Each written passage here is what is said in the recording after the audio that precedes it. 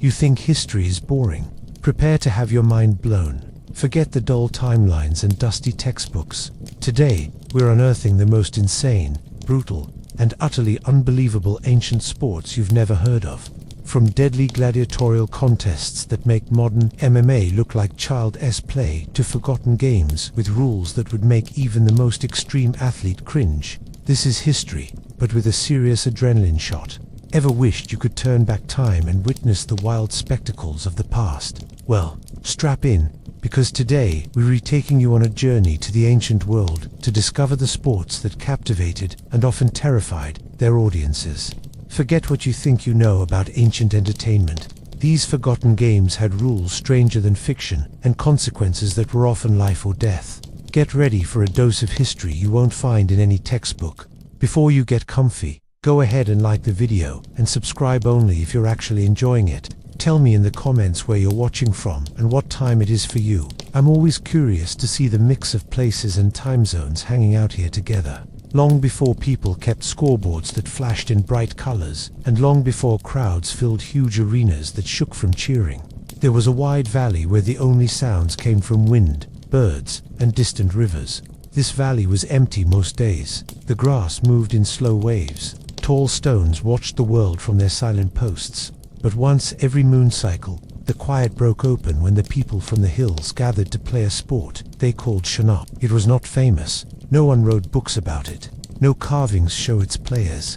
Yet for the people who lived there, Shanuk was more important than treasure, more serious than arguments, and more exciting than any story around the fire. It all began with a single shout. Not just any shout. A shout that had to bounce off the cliffs and return like an echo from the earth itself.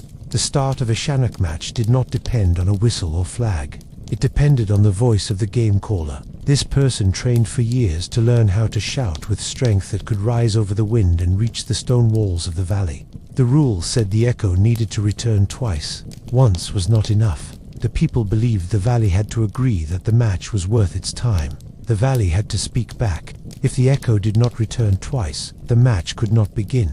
Sometimes the valley refused. The crowd would wait. The players would wait. The game caller would try again. On cold mornings, the echo carried far. On warm days, it faded before it reached the cliffs. The crowd held their breath before every shout. This moment alone made the sport feel magical, like something bigger than skill or strength lived in that place. When the game caller stepped forward, the valley grew quiet. Even children who normally talked non-stop stood still. Every player lined up in rows, both teams on opposite ends of the field. Their shadows stretched long across the ground. The game caller opened their mouth and released a shout that sounded almost like a roar mixed with a call to the sky. It shot across the field. It raced up the walls of the valley. Then everyone waited. 1 second, 2 seconds. Then a faint echo returned. Then another. The crowd exploded with cheers. The game caller lifted their hands. The match had permission to begin. To the people of this valley, this mattered more than any trophy. The opening shout was dramatic, but the story behind it was even more dramatic.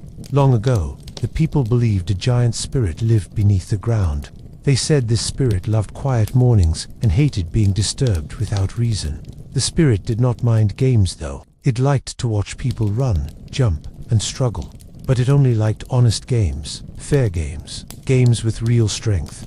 So the valley gave signs. The echo was one of them. If the shout returned twice, it meant the spirit was awake, listening, and ready to see who would win. If the spirit was not interested, the valley stayed silent. No one tested the spirit by playing anyway.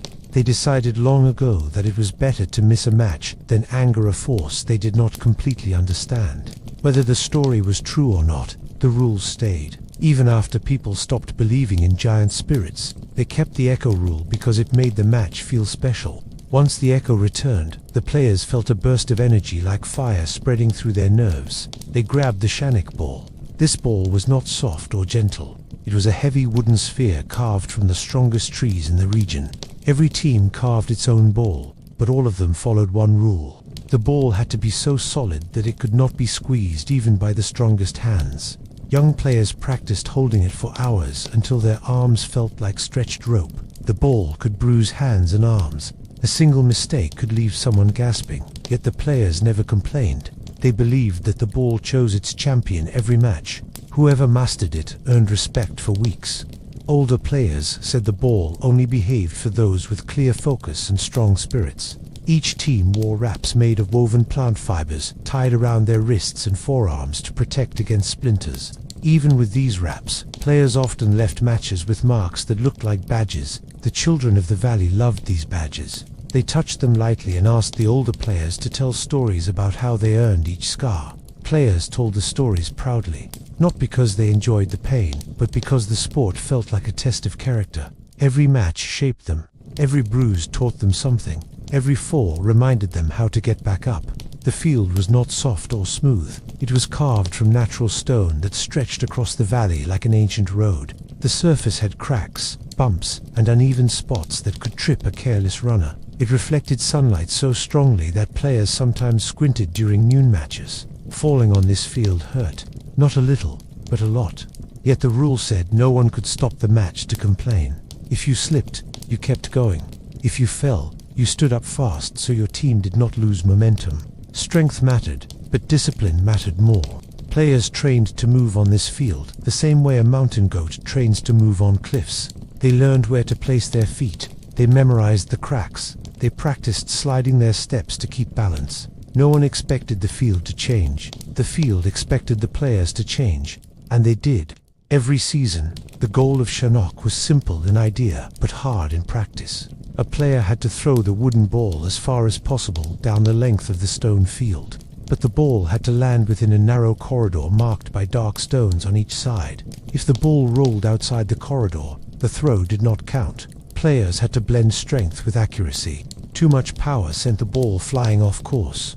Too little power made the throw look weak. The best players were not always the strongest. They were the ones who learned the perfect angle, the perfect grip, the perfect moment to let go. Before each throw, the crowd hushed. The thrower stepped forward. They lifted the heavy ball until their arms trembled.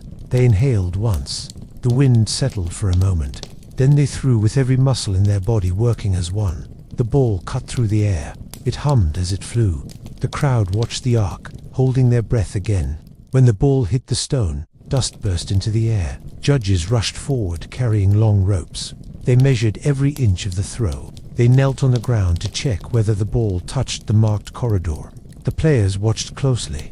A small mistake could change the entire match. The judges whispered among themselves before raising flags to show whether the throw counted. Every flag set off a wave of cheers or groans. But the strangest rule of all in Shanuk was the silent round. Every third round was played without a single word from anyone.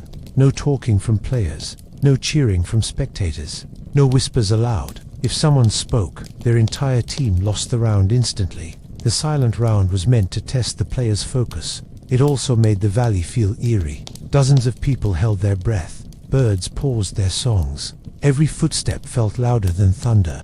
Even the ball landing on stone sounded like the crack of a tree trunk snapping. Kids often struggled not to sneeze or cough during the silent round. Adults gave them firm looks to remind them of the rule. Somehow, the children always managed to stay quiet. The silent round created a tension that felt heavier than the ball itself. Players said the silence made them stronger. It forced them to hear their heartbeat. It forced them to trust their training. Without crowds shouting, they learned to listen to the rhythm inside their bodies. This round separated the best players from the good ones. Not every match ended with cheering. Some ended with quiet respect. Some ended with tired laughter. Every match, however, ended with stories. People gathered around fires at night to talk through each moment. They remembered the greatest throws. They remembered the loudest echoes. They remembered the times the valley stayed silent and the match had to be postponed. These stories traveled from one generation to the next. Even children who never played Shanuk knew the legends. One story told of a boy named Talran who had a voice so powerful that it woke birds from trees miles away. When he became game caller, the valley always answered him with echoes. Another story told of a girl named Sira who threw the heaviest ball farther than any grown warrior. The judges checked their ropes twice because they could not believe the distance she achieved. Another tale spoke of a silent round so intense that people swore they could hear the ball whistling through the air even before the player threw it. Whether these stories were true or exaggerated did not matter. What mattered was that they belonged to the people. They shaped how the valley saw itself. Over time, the sport faded. Other games rose. People moved away. Traders arrived with new materials that made softer, lighter balls. Younger generations liked sports that felt easier on the hands. The heavy wooden sphere of Shanuk slowly became something children pointed at in museums instead of something they lifted with pride. The echo rule vanished as people built homes deeper in the valley. The field grew cracks too wide for running. The stones marking the corridor toppled over. The silent round was forgotten entirely, but old people still remembered. When they walked through the valley, they could almost hear the opening shout. They could imagine the echo bouncing back. They looked at the tall stones and felt memories return like shadows from long ago. They believed the spirit beneath the earth probably still listened. It simply had no more matches to judge. If you stand in that valley today, you can feel the wind move across the stone. You can hear small sounds echo between the cliffs. If you shout loud enough, maybe you will hear a faint answer, not from a crowd, not from a judge, just from the valley itself, remembering an ancient sport that once began with the strongest shout a human could make. Most sports today are played on soft grass, polished floors, cushioned courts, or rubber tracks designed to protect anyone who falls. But long ago, in the world where the sport of Shanuk lived and breathed, players competed on something that did not care about safety and did not bend to anyone's comfort. It was a field carved mostly by nature and finished by the hands of people who believed that challenge built character. This field was a long sheet of stone laid across the valley floor, like an ancient path made before humans learned how to write. It stretched so far that even the strongest eyes had trouble seeing its far edges in the morning light. And this stone field gave Shanuk a personality that no other sport ever had. The field was called the Spine. That name came from elders who said it reminded them of a giant creature that once slept beneath the earth. The long cracks that split across the stone were said to be the creature's ribs. The raised edges were said to be its bones. These stories were told mostly to entertain children, but even adults felt something mysterious when they stepped onto the spine. The ground felt alive. When you placed your hand on the stone, you could feel warmth rising from below. When you walked across it, you heard hollow sounds, as if the stone hid large caves or tunnels beneath it. Of course, none of that was proven, but the feeling stayed. The stone itself was not smooth. It was rough and uneven. Large patches rose slightly higher than others, like bumps frozen in time. Sharp corners poked out in places where the earth had cracked and shifted. Flat sections existed, but never lasted long because each season knew where the carved new scars into the surface. When it rained, the stone became slick. When it froze at night, the cracks widened. Players had to learn the personality of the field, the same way someone learns the moods of a close friend. A smart player knew where to run and where to avoid. They knew which patch of stone gave good footing and which patch would send you sliding like a fish thrown onto ice. The spine was divided into sections by long lines of dark stones placed by the ancestors. These stones marked the wide corridor that counted for scoring, but they also framed the field like borders of an old map. Every stone had a history. Some said a stone represented a past champion. Others said each stone marked a promise made long ago by families who built the valley's first villages. But the truth was simpler. The ancestors placed these stones to protect the field from drifting soil. Over time, people turned them into symbols. That was how traditions grew. Practical objects slowly became sacred. Players trained on the spine since childhood.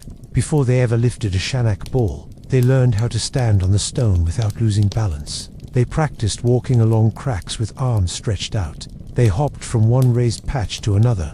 They ran barefoot so they could feel every change in texture beneath their soles. The spine did not forgive clumsy movement. It punished anyone who rushed. Anyone who ran without thinking fell hard. For that reason, beginners learned patience first, speed second. Training sessions always started early, before the sun rose fully. The stone held the chill of the night. When players stepped onto it, the cold bit into their feet and climbed up their legs like small sparks. But after a few minutes, the stone grew warmer as the sun climbed over the cliffs. Shadows slowly pulled back. A golden light spread across the field. The texture of the stone changed again. What felt solid in the darkness felt looser under heat. The field was alive in that sense. It changed from moment to moment. Older players walked the field every morning to check for new cracks. They could spot them without even looking down. They said they felt the cracks through the soles of their feet. Younger players tried to copy this skill, walking with eyes closed, hoping to sense the changes, but most could not.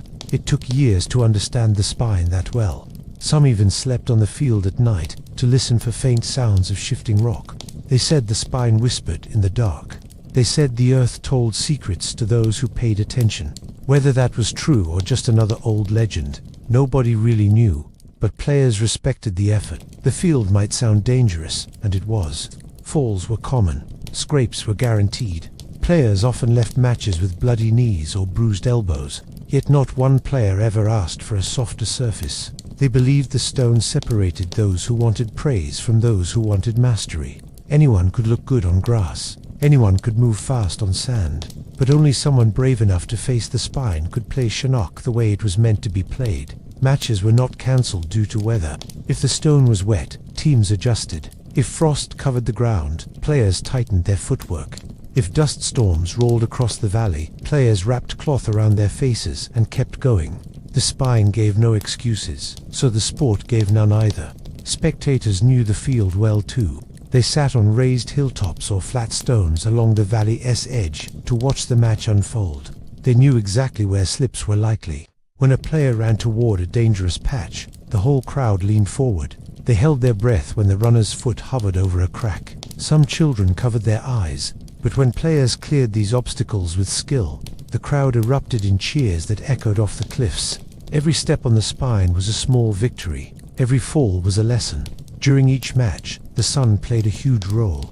Early morning light stretched long shadows across the spine, creating dark traps that confused the eye. A crack hidden in shadow looked harmless until a foot found it the wrong way. Midday sun heated the stone until it felt like a warm plate beneath bare feet. Players had to shift their steps to avoid burns. Late afternoon brought a soft glow that made the stone look smoother than it was. New players often trusted this illusion and sprinted too fast. The spine punished them with sudden stumbles. Wind was another enemy and sometimes a friend. A strong gust could push dust across the field, making the stone slippery. But a steady wind could help carry the ball during long throws. Experienced players learned to read the air. They could tell when wind blew from the north or south just by how their hair moved. They positioned their bodies to take advantage of it. Every element of nature became part of the sport. Shanuk was not just a battle between players, it was a battle between humans and the valley. One of the most dramatic parts of the field was the central ridge, a raised strip of stone that ran across the middle. Players called it the spine's heart. This ridge was dangerous because it tilted slightly downward on both sides. Anyone stepping wrong on the slope risked twisting an ankle. But the ridge also gave players a chance to launch powerful throws. If someone stood on its highest point and timed their throw just right, the ball could travel farther thanks to the small height advantage. But climbing the ridge took time. Opposing players used that time to prepare their defense. Choosing whether to climb or stay low became a moment of strategic tension in every match. Some players trained only on the ridge. They learned how to grip the stone with their toes. They learned how to keep balance even when wind threw sand in their face. These players were called ridge runners. Their job was to retrieve balls that landed near the ridge and return them before the other team gained advantage. Ridge runners were fearless. They seemed to dance on the tilted stone as if their feet were glued. Younger children admired them most of all because ridge runners moved with grace on a field designed to break ankles. The spine did not stay the same from year to year. Rainstorms cracked the stone. Roots from nearby trees pushed the edges. Earthquakes shifted whole sections.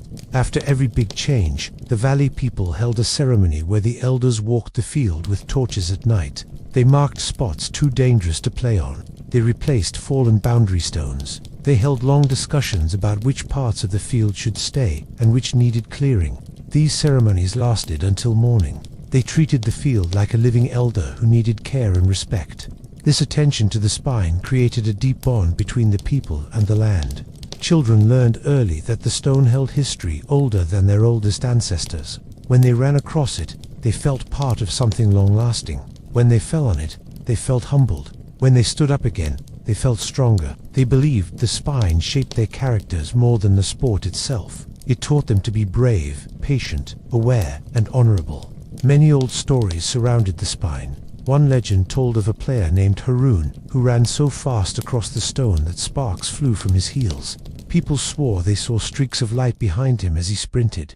Another tale spoke of a girl called Vera, who could run across the ridge blindfolded without slipping once. Some said she learned to listen to the wind. Another legend told of a match where lightning struck the spine during a sudden storm. Instead of stopping the game, players stood tall. They said the lightning charged the field with power that made every throw stronger. Whether these legends were true or not did not matter. What mattered was how they fed the imagination of the valley's children. Most importantly, the spine demanded one thing, above all, respect. Players bowed before stepping onto it. They tapped their fists twice against the stone before each match. They believed these small gestures kept them safe. Not safe from bruises or scrapes, but safe from injuries that would prevent them from playing again. As years passed, the spine changed slowly. Some cracks grew wide enough for a child to fit their foot inside. Some raised patches collapsed into flatter areas. The valley itself evolved, but the field remained the heart of Shanuk. When people spoke of the sport, they always mentioned the spine first. It was the core that shaped the tradition. Without the stone field, Shanuk would have become a different game entirely. Then came the age when traders from far regions brought new materials. They brought cloth, softer balls, and ideas for safer games. The younger generation grew curious about these new sports. They liked running on smooth fields. They liked balls that bounced gently instead of bruising hands. They began spending more time playing these new games than practicing on the stone. Slowly, the spine saw fewer footsteps. The dust settled thicker. Moss crept into cracks. The field grew quiet. Older players tried to keep the tradition alive. They encouraged children to train on the spine. They told stories of great champions. They held small matches, but change spread quickly. The valley grew busier. Houses grew larger. Roads crossed the land. The spine no longer stretched across an empty field. It sat near the edge of a growing village, surrounded by noise and movement. The magic faded. Yet even now, if someone walks to the edge of the old field and stands very still, they might feel the cold morning air rising from the stone. If they close their eyes, they might imagine the sound of running feet, the scrape of stone underfoot, the echo of a ball striking rock, and the cheers of a crowd long gone. The spine may not host matches anymore, but it still lives through memory. It still carries the stories of all who ran across it, fell on it, stood up again, and learned what it meant to be strong. The field of stone shaped an entire sport. It shaped an entire community, and though forgotten by many, it still rests beneath the sun and moon, waiting quietly, as if listening for footsteps that may someday return. When people today think of sports balls, they picture round objects filled with air or wrapped in soft leather. They bounce, they roll smoothly, they fit comfortably in the hand, and no one expects them to cause real harm. But in the world of Shanuk, the ball was nothing like this. It was not gentle. It was not forgiving. It was not made to bounce. It was built from wood so dense that even grown adults grunted when lifting it. The Shanuk ball was famous in the valley for one reason. It could break a hand if held the wrong way. And still, every player who stepped onto the field treated this heavy wooden sphere with a mix of respect and determination. To them, the ball was not just a piece of equipment. It was a challenge wrapped in polished grain. No two Shanuk balls looked exactly the same. Instead of being turned on a smooth spinning wheel or carved with metal tools, the balls were shaped by careful hands over many days. Each village chose a tree they believed held strong spirit. The trees grew in the thick forests near the valley. These forests were ancient and quiet. When the chosen tree was cut, the people treated it like a ceremony. They placed a small offering of fruit or flowers at the roots. Then the woodworkers carried the trunk piece back to their work huts. Inside these huts, the carving began. Woodworkers used stone blades that had to be sharpened every few hours. They turned the block of wood slowly, shaving small curls from its sides. The hut filled with the smell of fresh wood. Children peeked inside, fascinated by how something rough and uneven slowly changed shape. After days of carving, the woodworkers held a round sphere, almost perfect, but still raw. They then used sand and water to smooth the surface. They rubbed the surface again and again, until their arms ached. When the ball finally felt ready, they rubbed oil onto it to protect the wood and bring out the natural grain. By the time the ball was finished, it glowed under sunlight like a small polished planet. The weight of the Shanuk ball was what made it both feared and respected. On average, a ball weighed as much as a small stone or a full bucket of water. Players trained their fingers so they could grip the ball without trembling. Older players often told young beginners that the ball could tell the difference between someone ready to command it and someone still learning. If a player doubted themselves, the ball felt even heavier. But if a player trusted their strength, the ball almost cooperated. When a player picked up the ball, it demanded their full focus. One wrong move could leave a hand swollen for days. Because of this, teams trained using smaller wooden spheres at first. They practiced gripping, lifting, holding, and tossing. Only after showing patience and discipline were they allowed to use the real Shanuk ball. This moment became a milestone. Players remembered the first time they touched the real ball like a rite of passage. In training, coaches taught specific ways to hold the ball without injury. The fingers needed to wrap around its curve like vines holding onto a branch. The thumbs pressed firmly at the top, but not too tightly. The wrists needed to stay straight and strong. If someone bent their wrist even slightly during a throw, the ball dragged their hand downward and caused sharp pain. It was common to hear short yelps from beginners who misjudged the weight. Coaches simply nodded and said, "You will learn." During matches, the ball behaved in unpredictable ways.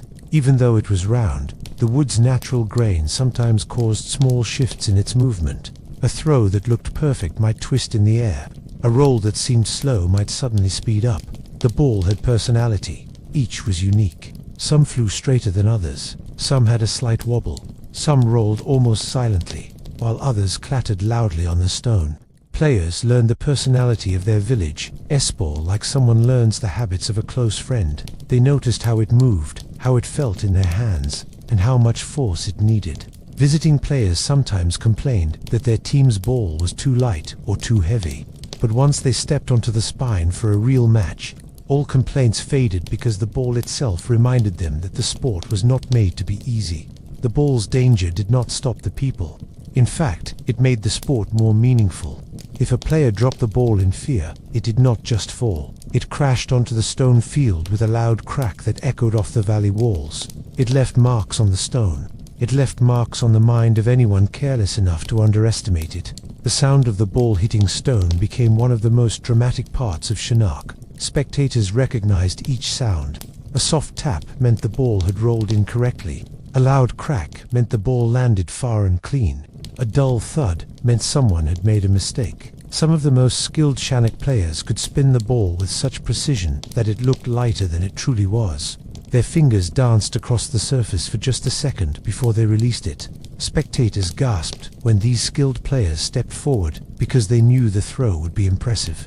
Children tried to imitate these spins with their small training balls, but ended up dropping them on their feet. They laughed, shook their heads, and kept practicing.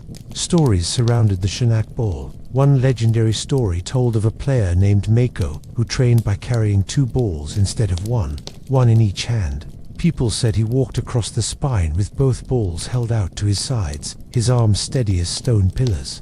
He grew so strong that opponents trembled when he stepped forward. Another legend spoke of a girl named Rena who shattered a wooden ball during training.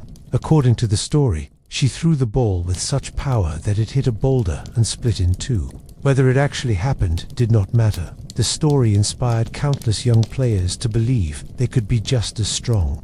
Yet the ball was not just about strength. Players needed strategy. They learned how to shift their weight at the right moment. They learned how to angle their arms to guide the ball through wind gusts that swept across the valley. They learned how to read the grain of the wood and see how sunlight reflected on its surface. Small details mattered. A slight tilt of the wrist, a careful rotation of the fingers, a moment of calm before the throw. These tiny choices could make the difference between a record-breaking distance and a useless throw. Because the ball demanded so much discipline, players respected it. Before each match, they placed the ball on a small stone stand near the starting point. No one touched it until the opening shout echoed twice. During the silent round, players handled the ball with slow, careful movements. Even spectators stared at the ball as if it were a living thing. In a way, it was held the energy of the sport. It carried the hopes of both teams. It decided victory. In some villages, the Shanuk ball was kept in a special hut covered by woven cloth and hanging charms. People believed these charms protected the ball from cracking during storage. Before each match, elders brushed dust from the ball and whispered short blessings. Children watched from the doorway, eager for the chance to carry the ball to the field. This job was considered a great honor. Only children who showed discipline and respect were chosen. As years passed and the sport began to fade, the balls slowly disappeared. Some were placed in family homes as decorations, others were buried to honor past champions. A few were traded to travelers who valued them for their craftsmanship. Over time, only a handful remained in the valley. Today, people who discover one of these old Shanuk balls often describe a feeling of weight beyond the physical object. They claim the ball feels heavy with history, as if the energy of every past match lives inside the wood. This sense of history is powerful. Imagine holding a ball once gripped by generations of players. Imagine the countless hands that trained on it. Picture the bruises, the shouts, the victories, the silent rounds, and the determination carved into the surface. Even if the sport is no longer played, the ball carries the memory of every moment. Children who hear stories about the Shanuk ball often widen their eyes in disbelief. They can hardly imagine a sport where the ball did not bounce or float or feel soft. They can hardly imagine throwing something so heavy across a field made of stone. Yet these children also find something inspiring in the idea.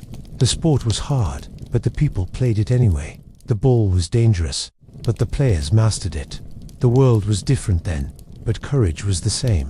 The last recorded story of a Shanuk ball being used in a match tells of an old man who wanted to teach one final lesson to the youngest generation of his village. He gathered them around the spine and placed a preserved Shanuk ball at their feet. It had dark lines running through the grain, carved by time. He told the children to pick it up. Most struggled. Some could not lift it at all. The old man smiled gently and said, "Now you understand why the valley respected this game." Then he rolled the ball forward with surprising strength for his age. It glided across the stone, wobbling slightly before coming to rest near the ridge. The children stared in awe. They understood that the ball had shaped their ancestors. They felt connected to history in a way no book or carving could teach. Even though the sport of Shanuk has faded, the ball remains a powerful symbol. It represents challenge. It represents confidence. It represents the will to face something heavy and still try. In a world filled with easier games, the Shanuk ball stands as a reminder that some of the greatest stories come from refusing to choose the simple path. Today, if you ever find yourself in a quiet valley with a smooth stone path beneath your feet, imagine someone long ago lifting a heavy wooden sphere. Imagine their determined face. Imagine the sun reflecting off the polished grain. Imagine a crowd waiting in silence. The ball rises. The air holds still. And with the greatest effort a human can summon, the ball flies into the future, carrying with it the heartbeat of an ancient sport that refuses to be forgotten.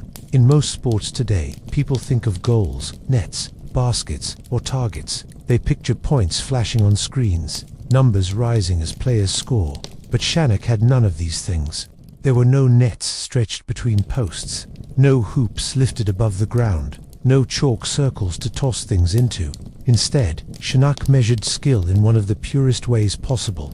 A player had to take the heavy wooden ball, feel the weight of it in both hands, step onto the harsh stone field, and send the ball flying as far as the human body could push it. Distance was everything. A throw that traveled far made crowds cheer. A throw that landed short made players sigh. And every measurement began with a group of judges holding long ropes that curled on the ground like sleeping snakes. The judges of Shanuk were respected figures chosen not for strength, but for sharp eyes, steady hands, and a sense of fairness that no one questioned. They spent years learning how to measure land accurately. Some could walk across the field and guess the exact number of rope lengths without even using one. They trained in quiet places where they learned to judge distances from shadows, from sound, from the bounce of the ball on the stone. A good judge did not simply measure. They observed, studied, and understood the ball's path the way sailors read the stars. Before each match, the judges stood at the side of the field with ropes rolled neatly over their shoulders. The ropes were made of tightly woven plant fibers treated with oil to keep them from fraying. They were marked with small knots at regular intervals, so that even in poor lighting, judges could count the distance accurately just by feeling the rope with their fingers. Children admired these ropes.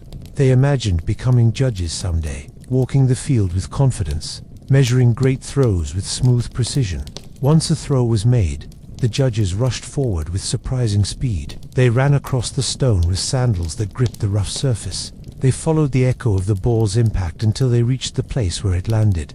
The ball always left a mark. Sometimes it was a small scratch, sometimes a deep dent in the stone. The judges gathered around this mark, crouching low, examining the exact spot where the ball first touched the ground. The measurement could not begin until all judges agreed on this point. Their voices stayed calm and steady. They spoke in short sentences. One judge tapped the stone, another nodded. Finally, they placed the first knot on the rope against the point of impact. Spectators held their breath during this process. Every throw meant suspense. Every measurement meant possibility. Children leaned forward on their seats. Adults squinted across the field, trying to guess the result before the judges announced it. Sometimes the crowd grew so quiet that the sound of the rope sliding across the stone became its own form of tension. The rope scraped gently, and each knot that passed marked another portion of the distance recorded. The corridor that defined a valid throw was marked by dark stones placed in 2 straight lines along both sides of the field. These stones were not decorative. They were guardians of fairness. If the ball touched the ground outside this marked corridor, the throw was invalid. It did not matter how far it went, even if a throw flew farther than anything seen in years. If it curved even slightly off course and landed outside the boundary, the judges shook their heads and lifted red flags. The crowd groaned. The player lowered their head. Distance alone was not enough. Precision mattered too. Players trained for this challenge. They practiced gripping the ball so it stayed straight in the air. They studied wind patterns that carried dust from the north or cool breezes from the ridge. They learned how to turn their hips just enough to direct the ball without letting it drift. These skills took years to master. A powerful thrower who lacked aim was praised for strength, but they never became champions. True masters were those who combined strength with perfect control. One legendary player named Selene was known throughout the valley for her accuracy. She could send the Shanuk ball through the air like an arrow fired from a bow. Even when gusts blew across the field, her throws rarely left the corridor. People said she listened to the wind as if it whispered secrets. Children copied her stance, planting their feet just as she did, tilting their shoulders the same way, hoping her success would somehow become theirs. While the judges measured each throw, players waited at the starting point, their bodies tense. Some paced back and forth. Others knelt to tie their sandals more tightly. A few stood still with eyes closed, replaying their throw in their minds, imagining where the ball had landed. Their hearts beat fast. They waited for the flags. At last, the judges reached the end of the rope. They lifted the flag that matched the distance. White for short, yellow for medium, blue for long, and gold for record level. When the gold flag rose, the valley erupted. Cheers thundered across the field. Even birds took off from trees, startled by the noise. Record throws became legends. They were remembered for generations. People told stories of where they were standing when the record was broken. Some swore the balls sparkled in the air. Others claimed the wind froze in place during the throw. The truth did not matter. What mattered was the memory. But the judges did more than measure. They also ensured fairness.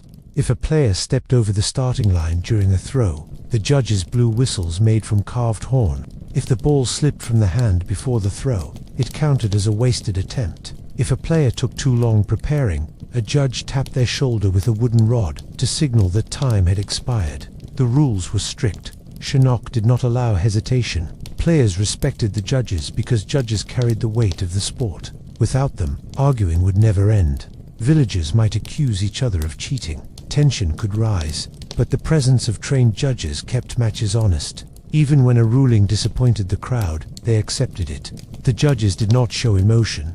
They acted like the stone field itself, firm, steady, and loyal to truth. Distance as the measure of victory shaped the entire culture around Shanuk. Instead of celebrating fancy tricks or dramatic dives, people valued strength, form, and discipline. They admired the long arc of the ball as it flew across the sky. They listened to the thud of its landing. They studied the dust clouds it raised. All of these small moments told the story of a throw. Because throws were so important, players developed rituals to prepare for them. Before each attempt, they rubbed their palms on a small pouch of fine sand so the ball would not slip. They breathed deeply 3 times. Some whispered quiet promises to the field itself. Others stared at the horizon to calm their minds. These rituals were not part of the official rules, but they became traditions passed down from mentors to students. Even spectators developed habits. Some clicked their tongues softly when the ball reached the highest point of its arc. Some raised their hands as if helping the ball fly farther. Children often ran toward the landing zone after the judges cleared it, using their own small feet to guess the distance before the official measurement. Only after being yelled at by judges did they hurry back to the sidelines, giggling. One of the most dramatic moments in Shanuk history came during a match between 2 rival villages, Stonefall and Redwater. The final round approached. Both teams had thrown well. Their distances were nearly equal. Then a young player named Hono from Stonefall stepped forward. He was not the strongest player on his team. He was not even expected to compete in the final round, but he had been chosen for reasons only his captain understood. Hono breathed deeply. He rubbed his hands in sand. He cradled the heavy Shanuk ball with surprising steadiness. Then he stepped forward. The spine beneath him seemed to hold its breath. The wind calmed. The valley grew silent.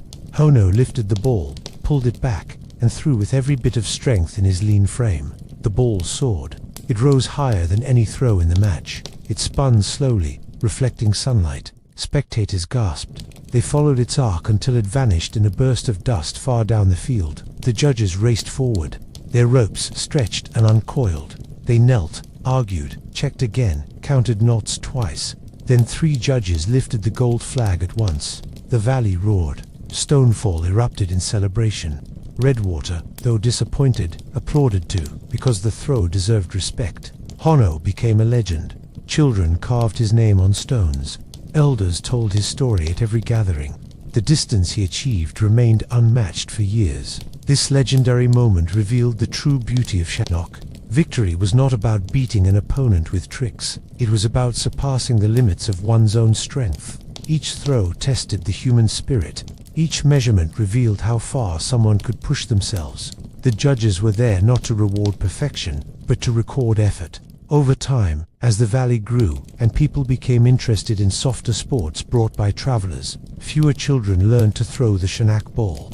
The ropes that judges once carried were stored away. Some rotted, some were lost. Only a few were kept in museums created much later. Today, historians who study Shanuk sometimes say that the ropes tell as much of the story as the ball itself.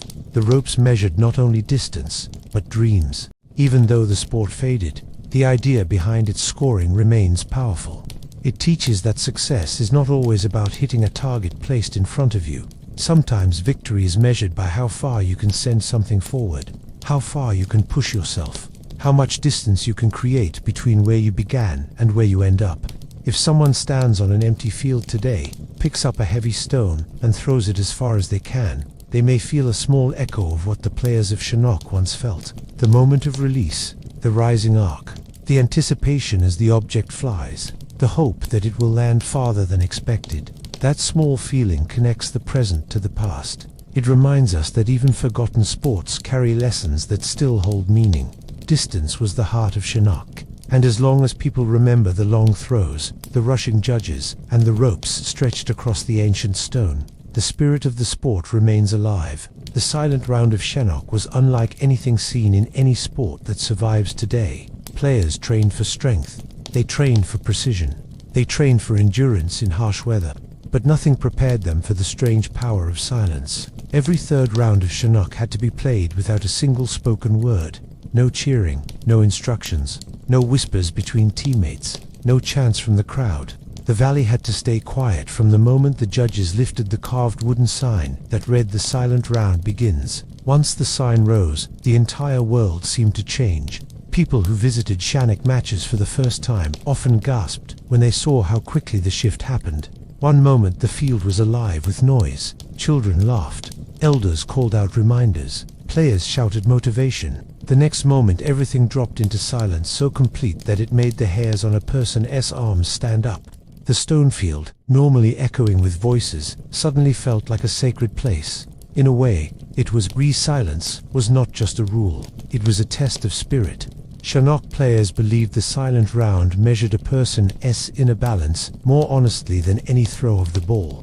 No one knew exactly how the silent round tradition began.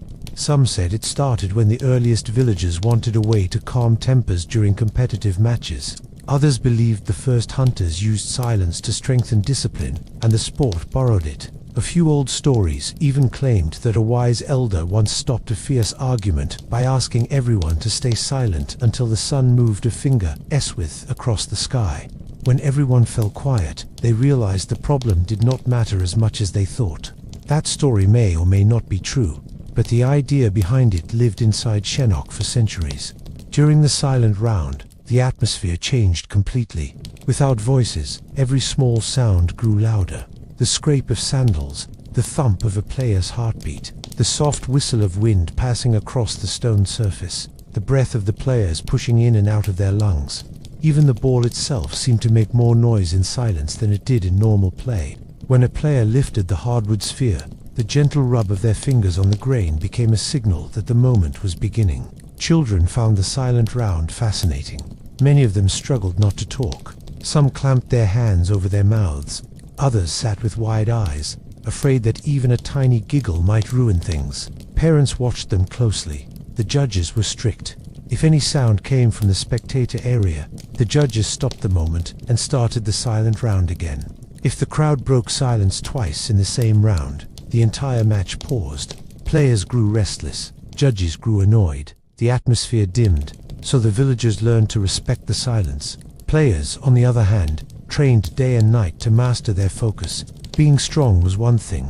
Being quiet in moments of pressure was an entirely different skill. A simple sigh could break the rule. A whispered apology could cost a team the round. Even clearing one's throat too loudly could draw the entire valley's disapproval. It was said that some new players did not even realize how often they made small sounds until they failed the silent round during their first match. Coaches taught their players special breathing patterns to help them stay soundless. They sat in long lines at dawn and practiced inhaling through their noses in a slow, steady rhythm. They placed small pebbles on their shoulders to remind themselves not to twitch nervously. They closed their eyes and imagined the ball's flight so clearly that they did not need to speak about it during the round. Most important of all, they learned to communicate without words. In normal rounds, players shouted directions. They yelled reminders. They called out which angle to throw from or which foot to plant. But in the silent round, they relied on hand signals. A curled finger meant adjust your grip. A sharp tap on the arm meant step back. A slow sweep of the hand meant wait for wind to settle. Players practiced these signals with the same seriousness they used for strength training. If someone misunderstood a motion, the entire throw could fail. A small mistake in silence echoed larger than any mistake made in noise. The judges, too, played a major role in the silent round. They moved like shadows. Their steps were soft. Their expressions stayed calm. They held white paddles to signal when a player could step forward. They held red paddles to warn that someone had made a sound. When a red paddle rose, the entire valley froze. People held their breath. Everyone wondered who was guilty.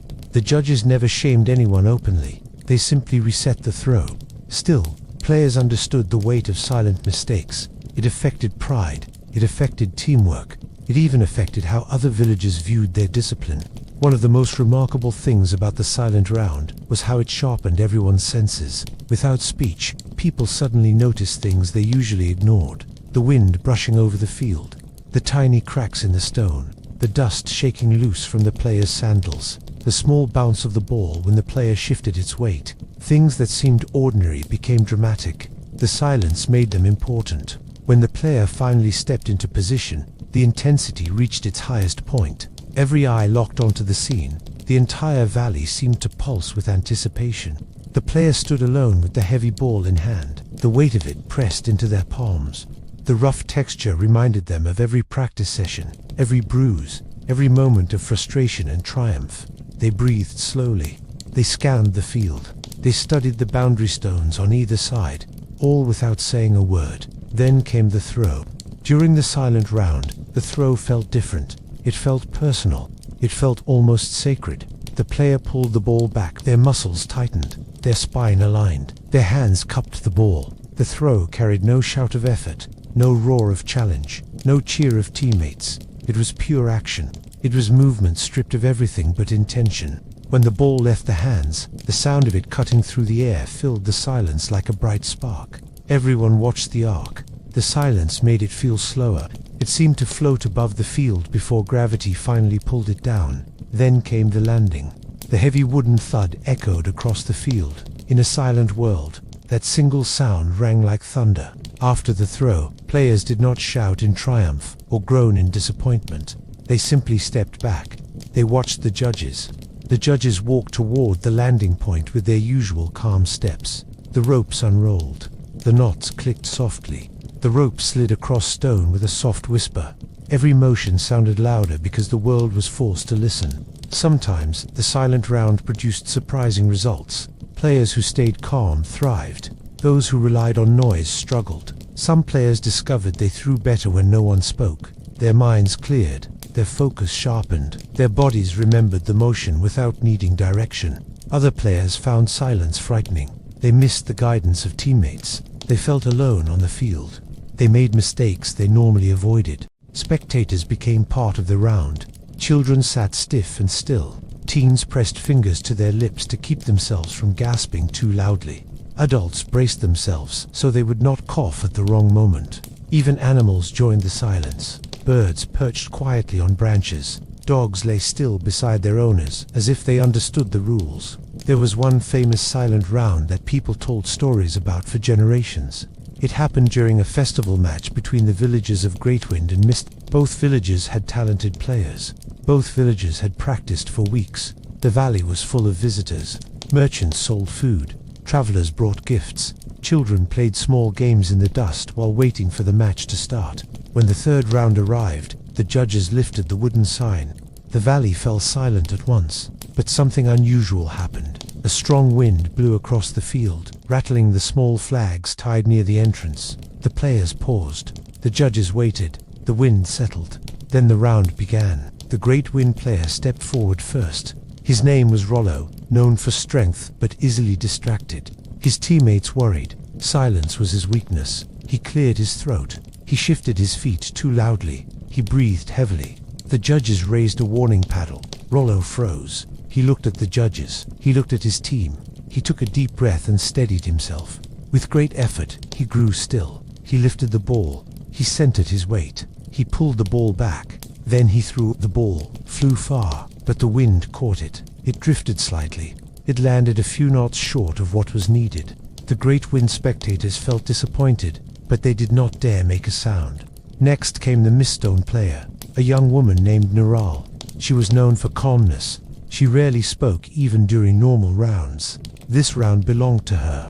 She stepped forward as if she had been preparing for this moment her entire life. Her face was calm. Her shoulders were relaxed. She held the ball gently but with confidence. She breathed slowly. She waited for the wind to settle. Then she threw. Her throw was silent perfection. Her motion was smooth. The ball flew straight down the corridor. The crowd held its breath. The judges walked. They measured. They measured again. Then they lifted the blue flag. A long throw. A strong lead. Greatwind felt the pressure. Miststone felt pride. And then something completely unexpected happened. A child in the crowd sneezed. It was small, soft, barely noticeable. But in the deep silence of the round, the sound echoed. The judges froze. The spectators froze. The child panicked and covered their face. Their parents looked horrified. The judges exchanged glances. Then they raised the red paddles. The entire silent round had to restart. Some spectators groaned silently. Some laughed silently. Some simply closed their eyes. The players had to prepare again. Rollo stepped up again, and this time he was calmer. Still not perfect, but calmer. His throw was better. Neral stepped up again. Her second throw flew even farther than her first. When the judges lifted the gold flag this time, the valley erupted into cheers the moment the silent round ended. The story of that sneeze became part of Shanuk history. People joked about it for years. Some said the sneeze was a sign of good luck for Neral. Others claimed it was punishment for Greatwind's lack of discipline. But everyone remembered the silent round because it showed how one tiny sound could shape an entire match. The silent round tested more than physical ability. It tested patience. It tested control. It tested respect. It reminded everyone that some parts of life require stillness. Some achievements grow in quiet moments, when the only sound is your heartbeat and the weight of responsibility pressing on your hands. Today, historians still talk about the silent round with fascination. They study how silence affected performance. They compare it to modern sports where noise is constant. They write about the cultural meaning of stillness in Shanuk traditions. And though the sport no longer fills the valley with crowds, the idea of a silent round remains a powerful memory of how ancient people understood balance. Shanuk is gone, but its silence still echoes somewhere in the imagination of those who hear its story. The silent round teaches that strength without calm is incomplete, focus without quiet is weak, and sometimes the loudest moment in a person's life is the one where they say nothing at all. In the rugged hills of ancient Illyria, there existed a race so strange that travelers often refused to believe it was real. They asked again and again if the elders were joking. They asked if it was a trick or a legend or some story told to entertain children around the fire. But the elders always nodded with serious eyes. The race was real. The rules were real. The tradition was real. And the strangest rule of all was simple. In this race, called the Long Circle, the winner could not be first. The winner had to finish in third place, not second, not fourth, third, the perfect place, the balanced place, the place that represented harmony in the culture of the elite. People who lived outside the hills never understood why third place mattered so much. They assumed the Illyrians feared pride or wanted to punish speed. But the truth was older than any of those ideas. The Illyrian people believed life moved in three patterns: body, mind, spirit, earth, sky, water, childhood, adulthood, elder age. To them, the number 3 was the heart of balance. A person who finished in first place pushed too hard. A person who finished last held back too much. But a person who finished third understood the flow of life itself, not rushing, not dragging, moving forward with control and humility. That was what the Long Circle measured. The race took place on a long looping trail carved into the hills. The trail curved like a giant loop, starting and ending at the same place. This design gave the race its name, the Long Circle. Runners followed the curve until the trail brought them home again. They ran not to beat others, but to find the right pace within themselves. And since children grew up hearing stories about the importance of balance, they saw the race as more than a sport. They saw it as a lesson. Parents trained children in pacing long before they trained them in speed. The race began at dawn when the first light touched the hills. The sun climbed slowly over the rocky horizon, and its glow lit the stones like scattered coins. Villagers gathered along the path. They wore shawls to keep warm in the cool morning air. They carried simple food to share. They carried bells that they jingled softly to encourage runners. Even the animals seemed to know it was race day. Sheep bleated. Birds flew in small circles overhead as if cheering. Runners prepared in silence. They tightened the straps of their sandals. They stretched their legs. They shook dust from their feet. Some sat with their eyes closed, imagining the loop. Others traced the number 3 in the dirt with their fingertips. A few whispered to themselves, reminding their hearts not to beat too fast. Unlike most races today, the Long Circle did not reward speed. In fact, running too fast was considered foolish. A runner who sprinted early risked shame. People would whisper that the runner lacked wisdom, that they cared too much about being noticed, that they did not respect the flow of balance. Even children teased those who rushed too early. It was said that the morning wind laughed at those who sprinted in the first minutes. So every runner understood one thing. The race was not a contest of legs. It was a contest of control. The starting signal was simple. An elder raised an old wooden staff, carved with patterns of swirling clouds. When the staff dropped, the runners began moving. There was no shouting, no sudden blast of noise, just the soft sound of sandals brushing dirt as dozens of runners began the quiet journey around the hill. At first, the runners moved together in a long line. They breathed in rhythm. They kept their arms close to their sides. They focused on finding a pace that was steady, but not strong. Because of this, the early part of the race always looked peaceful. People walking past might have thought the runners were on a calm morning stroll. But deep inside each participant, a storm brewed. They had to fight the temptation to run faster. They had to resist the urge to impress the crowd. They had to silence the part of their mind that wanted to overtake someone. The Illyrians had a saying: Speed is loud, balance is quiet, and the long circle was built on this belief. The trail curved along cliffs and dipped into shallow valleys. It wound through patches of tall grass that brushed against the runner's legs. It passed over stones, smoothed by years of footsteps. It crossed small wooden bridges, built by villagers who cherished the tradition. The scenery around the trail shifted constantly. Sometimes the runners saw the vast hills stretching endlessly. Sometimes they passed beneath trees that cast shadows on the ground. Sometimes the path narrowed so much that two runners had to move with perfect coordination, not to push each other aside. The crowd followed along certain parts of the trail. They clapped gently. They shook bells softly. They murmured encouragement without raising their voices too loudly. They respected the race. They respected the silence. They respected the need for the runners to stay inside their own minds. What made the long circle truly strange was the way runners interacted with each other. In most races, competitors try to block one another or move ahead whenever possible. But in the long circle, runners often helped one another stay balanced. If someone drifted too fast, a nearby runner lifted a hand gently as a sign to slow down. If someone lagged, a runner behind them made a soft clicking sound with their tongue to remind them to keep pace. It was as if the entire race was a long lesson in shared understanding. One of the most important rules of the long circle was the water cup test. Every runner carried a small clay cup filled to the brim with water. They held the cup with one hand as they ran. The rule was simple. If a runner spilled even a single drop, they were disqualified. The water symbolized balance. It symbolized inner peace. It symbolized the flow of life. A runner who could not keep the cup steady was not ready to finish in third place. Children loved the water cup test. They gathered near the start and end of the race to look closely at the cups. They whispered guesses about who would spill, who would keep the water steady, and who would make it to the finish with the surface still smooth like a tiny mirror. Adult runners trained with cups from a young age. They practiced running with water during all seasons. They practiced in rain. They practiced in heat. They practiced in winter winds that made their hands shake. Their teachers told them that if someone could keep a cup of water steady during a storm, they could keep it steady during the long circle. The final part of the race was the most dramatic. As the runners approached the end of the loop, the trail widened.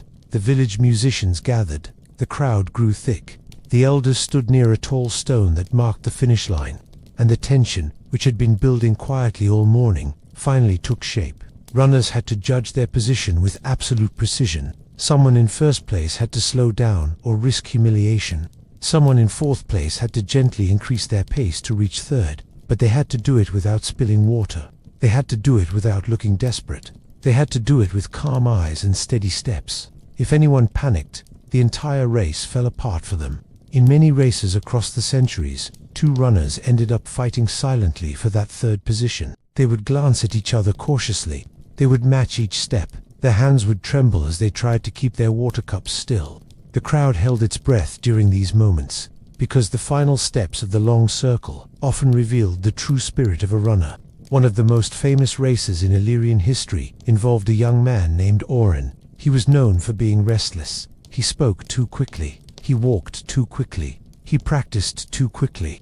No one thought he could succeed in the long circle, but Oren wanted to change how people saw him. He trained for months. He carried cups of water until his arms ached. He practiced pacing while his friends laughed, thinking he would fail anyway. On the morning of the race, Oren took his place among the others. The staff rose. The race began. Oren kept a steady pace. He ignored the temptation to run faster. He ignored the pressure of watching eyes. He ignored the fear of failing. Step by step, he held his balance. His cup stayed full. By the final stretch, Oren found himself in fourth place. He took a slow breath. He adjusted his steps. He moved forward gently. The runner in third noticed, but did not panic. The two of them moved side by side. Their cups stayed still. The crowd was silent. The air felt thick with anticipation. Then, with perfect control, Oren shifted a single step ahead and crossed the finish line in third place. His cup remained full. His breathing stayed calm. The crowd erupted in cheers. That race became a legend. People said Oren found himself inside that circle. Others said the cup taught him how to control his restless mind. Oren became a symbol of change. Children looked up to him. Adults respected him. The long circle had changed him forever. Despite its gentle purpose, Not everyone loved the race. Some outsiders thought it was foolish. They said rewarding third place encouraged weakness. They said a race should honor speed. They said competition should be fierce. But the Illyrians never listened. They knew the meaning behind the tradition. They knew it was not about skill alone. It was about understanding the rhythm of life and respecting the balance that held their culture together. When the long circle finally faded from history, people forgot why third place mattered. They forgot the sound of sandals brushing dirt. They forgot the sight of still water glimmering in a clay cup. They forgot the feeling of watching runners approach the finish line with calm determination. But some fragments survived. A few ancient cups were found buried near the trail. Some scrolls describing the race were preserved by scholars, and every now and then, a runner today might practice pacing in a quiet park or forest. They might hold a bottle of water and try not to spill a drop. They might feel strangely peaceful while doing it, and in that moment, even without knowing it, they echo the spirit of the long circle. The race no one wanted to win taught something simple and powerful. True strength is not always loud. True achievement is not always fast. Sometimes greatness is found in steady steps, calm breaths, quiet confidence, and the courage to finish in a place no one else aims for. In the rolling hills of ancient Illyria, the long circle was more than just a race. It was a mirror of the village itself, a reflection of the way people lived, worked, and watched each other. Every year, as the first light of spring spread across the meadows, the runners gathered, their legs trembling with anticipation, their hearts pounding with a mix of excitement and fear. But this was no ordinary race. In fact, it was a race designed to teach humility, to remind everyone that the strength of a person was not measured by speed alone, but by patience, grace, and the careful reading of unseen rules. The elders of the village, tall and stern with eyes that seemed to see into the soul, stood at the starting point of the long circle. They were not only judges but guardians of the balance. Their presence was heavy and unavoidable. If a runner moved too quickly, even by accident, they would be scolded for arrogance. If they faltered, if their legs shook too much, or their breaths came too fast, they would be accused of disrupting the flow, of drawing attention to weakness in a community where strength was meant to be shared and hidden, not flaunted. Every runner knew this. They had been told since they were children, "Run as if you are the wind, but do not let the wind see you." They learned to control every movement, every flicker of emotion. A trembling hand could invite criticism. A sudden burst of speed could bring shame. The long circle was a delicate balance, a place where being just right mattered far more than being first. And the pressure was not just imagined, it was real. The elders watched like hawks perched on the hills, measuring the rise and fall of chests, the angle of shoulders, the glint of determination in the eyes. The race itself wound along a wide oval path that traced the edge of the village. Grass brushed against the runners' legs, mud clung to their sandals, and the air was always alive with whispers from the crowd. The villagers, young and old, lined the track. Their eyes were sharp, searching for the slightest hint of weakness or pride. Every movement was under scrutiny. Every breath seemed louder than the last. Some spectators stood silently, hands folded, while others murmured encouragement that could just as easily feel like accusation. "Steady, steady," they would call, but every call had a weight, a hidden message. The runners learned to keep their pace measured, to ignore the frantic pounding of their own hearts. Some took tiny steps, careful not to appear eager. Others let their arms swing lightly, not too fast, not too slow, like pendulums that kept time with invisible rules. They learned to watch each other, too. One wrong glance, a look of superiority or frustration, could trigger gossip that would follow them for weeks. A runner who seemed too strong might be mocked behind their back, while one who seemed too weak could face quiet shame. Carrying water was part of the race, though it may seem simple today. Each runner had a small clay cup filled with water from the village well. It was more than a drink, it was a test of focus. Even the slightest spill meant disqualification. That small splash could signal carelessness, a loss of control, or worse, a loss of humility. Children sometimes crept close to the track just to see if a runner's cup trembled. They whispered to each other, eyes wide, imagining the ripple of consequences that would follow a spill.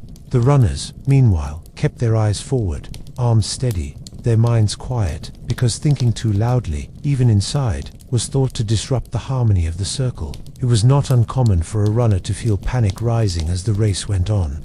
Hours could pass, though it felt like minutes, as the long circle wound endlessly through fields, along streams, and up gentle hills. Each step had to be balanced. Each breath counted. If someone rushed, if they pushed too hard, it could change the rhythm of the race, affecting the next person. And the elders noticed everything. One slight wobble in stride, one sign of impatience, and a runner might hear the sharp clap of an elder's hand, a warning echoing across the field. Too fast. Slow down. Remember your place. The pressure of the long circle was not just external, it was deeply personal. Runners carried the eyes of the village in their minds. They imagined the whispers of neighbors, the frowns of mentors, the quiet disappointment of family. Some nights, after training, they lay awake thinking about how to run just right, how to make their movements so natural that they drew neither admiration nor critique. They practiced walking quickly without showing strength, running without appearing eager, breathing without revealing fatigue. It became an art form, a way of existing in a space where the wrong impression could be more punishing than falling. Spectators played their part in the pressure, too. Even children learned to watch with judgment. Some villagers were adept at spotting a trembling hand or a glance of impatience. They pointed subtly, whispered warnings to friends, or shook their heads at what they perceived as a breach of the rules. The long circle then became a social game as much as a physical one. Everyone was part of it, whether they ran or watched. It was a test of reading people, understanding the invisible code, and moving in harmony with it. This pressure affected the runners in strange ways. Some learned to pace themselves so perfectly that it seemed as if they were gliding. Others faltered, trembling under the weight of expectation, feeling their muscles tighten, their feet hesitate, and their minds spiral with doubt. Every step was mental as well as physical. They learned to ignore the whispers that circled them like invisible birds, to focus on the rhythm of the circle, on the quiet chant of their own steady heartbeat. It was during these moments, when legs burned and lungs ached, that the subtle rules of humility became most evident. Runners were forbidden from showing too much pride if they felt strong. Smiles had to be modest. Victory could not be anticipated, nor defeat dwelt upon. A sigh of relief could be seen as arrogance. Even expressions of pain had to be carefully measured. The long circle demanded self-control in its most exacting form. Interestingly, the ideal finish was not first at all. Winning outright, with arms raised and chest puffed, was frowned upon. It was arrogant. Second place was better, but still a sign that one might be aiming too high. The perfect finish was third, a position that spoke of balance, restraint, and humility. The runner who managed third place had succeeded not only in endurance, but in self-restraint, in reading the invisible rules, and in honoring the expectations of the elders and the village. Stories from previous races often circulated for years. Villagers would recall how a runner, years ago, had finished too quickly, their stride so confident that whispers followed them like shadows for a season. Another had faltered too obviously, shivering with fatigue, and the crowd had muttered for days about the disruption of harmony. Yet others had somehow found the perfect pace, walking a fine line between effort and ease, appearing almost as if they were moving with the wind itself, unseen and unnoticed, and were quietly celebrated for it. Training for the long circle began early in life. Children were taught to run without pride, to walk without drawing attention, to drink water carefully, and to breathe quietly. They practiced moving in groups, learning how to pace with others without showing any sign of superiority. They were told to watch the elders, to note the smallest corrections, and to anticipate social consequences before they occurred. It was a race that required wisdom, not just strength, perception, not just speed. And yet, for all the rules, the pressure, the scrutiny, the long circle was deeply loved. Villagers marveled at the runners' skill, at the delicate balance they maintained while moving at speed. Families gathered to watch, not for the thrill of victory, but for the joy of seeing someone embody the values of patience, humility, and harmony in motion. It was a festival of discipline as much as sport, a way for the village to celebrate its culture and pass it forward. By the time the sun began to dip toward the horizon, runners had completed dozens of laps, their cups still mostly full, their pace steady, their expressions calm. Some faltered in secret, almost imperceptibly, yet recovered with careful steps. Others moved in perfect rhythm, drawing no eyes, no whispers, no scolds, and earning quiet approval from the elders. The long circle, with its rules built on social pressure, had done its work. It had tested endurance, but more importantly, it had tested character, patience, and an understanding that how one moved through the world was as important as speed or strength. When the race ended, there were no grand trophies, no medals glittering in sunlight. There was only acknowledgement and nod from an elder, a quiet murmur of respect from the crowd, a sense of harmony restored. The runners knew that the lessons of the long circle were more valuable than any prize. They had learned to move with balance, to keep humility in their hearts, and to respect the invisible rules that bound their community together. And though centuries later, few outside Illyria would ever know of the long circle, it left behind a story of a race unlike any other. A race where the eyes of the village were sharper than any stopwatch, where social harmony mattered more than victory, and where every step, every glance, and every breath carried meaning. A race built not on speed alone, but on the quiet, weighty art of moving just right. In the heart of ancient Illyria, the long circle was already a challenge of patience, humility, and endurance. But there was one part of the race that turned ordinary steps into a test of absolute focus, a part that terrified even the most experienced runners, the water cup test. At first glance, it seemed simple. Each runner carried a small clay cup filled with water, and the rule was clear: do not spill a drop. Yet anyone who had faced it knew this was far from easy. The cup was small, fragile, and light, but every ripple, every wobble of the runner's hand could mean disaster.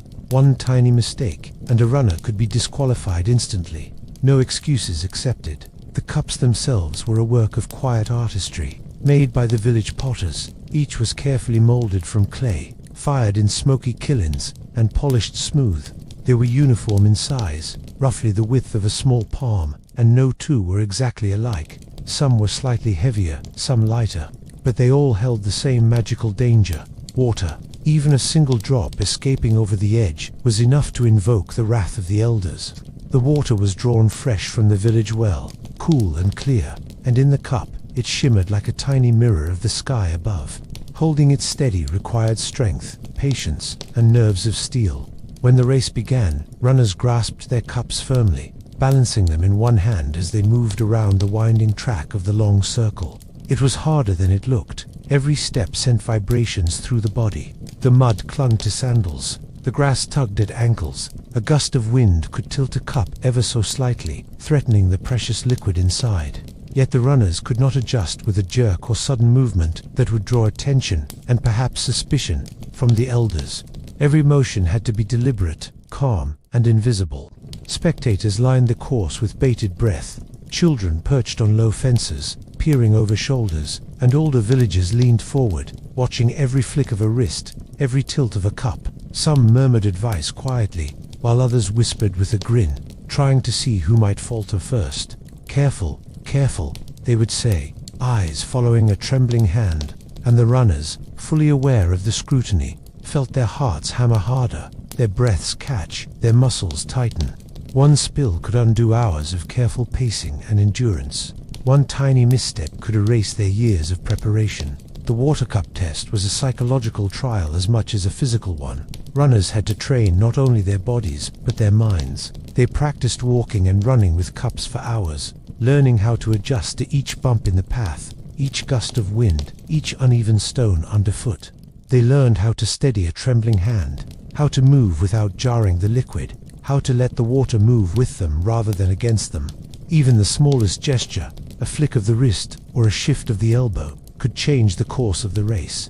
There were stories told in hushed tones of runners who had collapsed in frustration after spilling a drop. One boy, only 12 years old, had trained for months, mastering every nuance of balance and pace.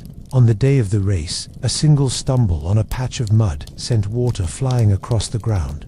He stood frozen, staring at the wet earth, heartbroken. The elders shook their heads, and the crowd murmured. It was a lesson in humility, harsh but unforgettable. Another tale spoke of a girl who had carried her cup with perfect steadiness, arms like iron, for hours. By the end, she had not spilt a drop, and the elders nodded at her quietly, a rare sign of true mastery. The runners quickly learned that success depended on harmony with their own bodies. Breathing mattered. Too fast, and the cup trembled. Too slow, and the heart raced anyway, sending vibrations through fingers. Legs had to be strong but flexible. Each step had to absorb shock, not transmit it. Eyes needed to scan the path without panicking at obstacles, and minds had to be calm, focused, and determined. A distracted thought could spell disaster, as easy as slipping on a stone or tipping the cup by accident. The elders, as always, were merciless in their judgment. They did not need words to communicate their expectations. One glance from a tall gray-haired figure could cause a runner to pause mid-step, correcting a wobble, adjusting posture, holding the cup tighter.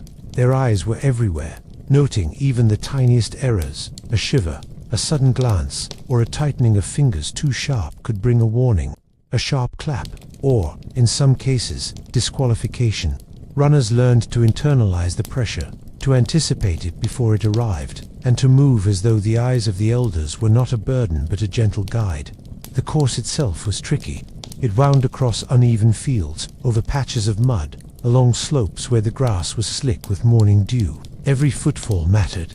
Stones could jolt the arm holding the cup, roots could catch a sandal, wind gusts could tilt the liquid inside. Even the act of moving with other runners nearby was risky. A sudden shift in pace by one runner could create waves in the water if you were close enough, threatening to undo all your careful balance. Runners had to think of the group as well as themselves. Harmony was essential. Chaos meant spilled water, and yet the race was exhilarating. For those who could maintain composure, who had trained for hours and mastered the delicate rhythm of steps and breath, the water cup test became almost meditative. Runners reported a strange sense of connection to the world. The feel of the grass underfoot, the weight of the cup in the hand, the sight of each ripple of water held in perfect balance. They moved as if in slow motion, yet their bodies were alive, alert, completely attuned. Some said that in these moments you could hear the whisper of the wind, feel the pulse of the earth, and know that you were part of something larger than yourself. Mistakes, however, were punished immediately.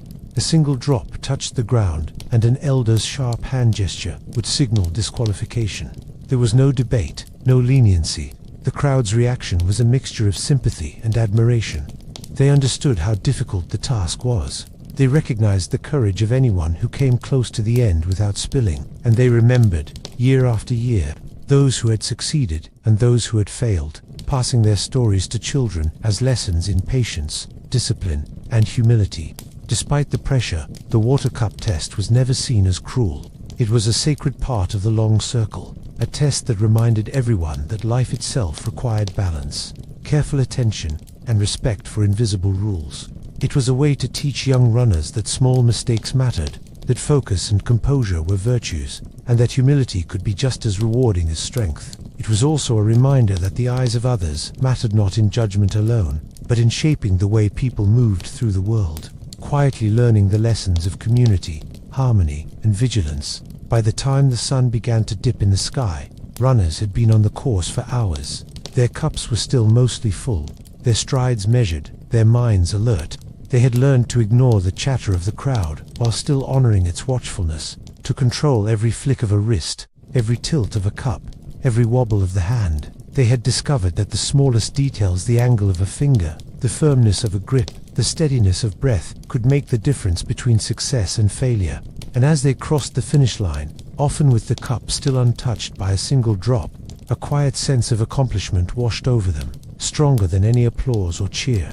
The water cup test, in all its simplicity, was a profound exercise in control, focus, and respect for rules. It demanded everything from the runners: patience, humility, awareness, and the ability to move with precision in a world that rarely allowed mistakes.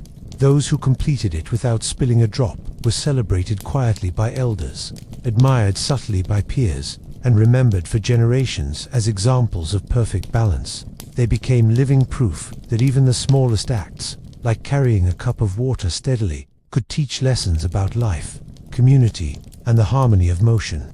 And so, the long circle carried on, year after year, with runners gripping clay cups of water, walking the fine line between disaster and mastery, learning lessons that went far beyond the race itself.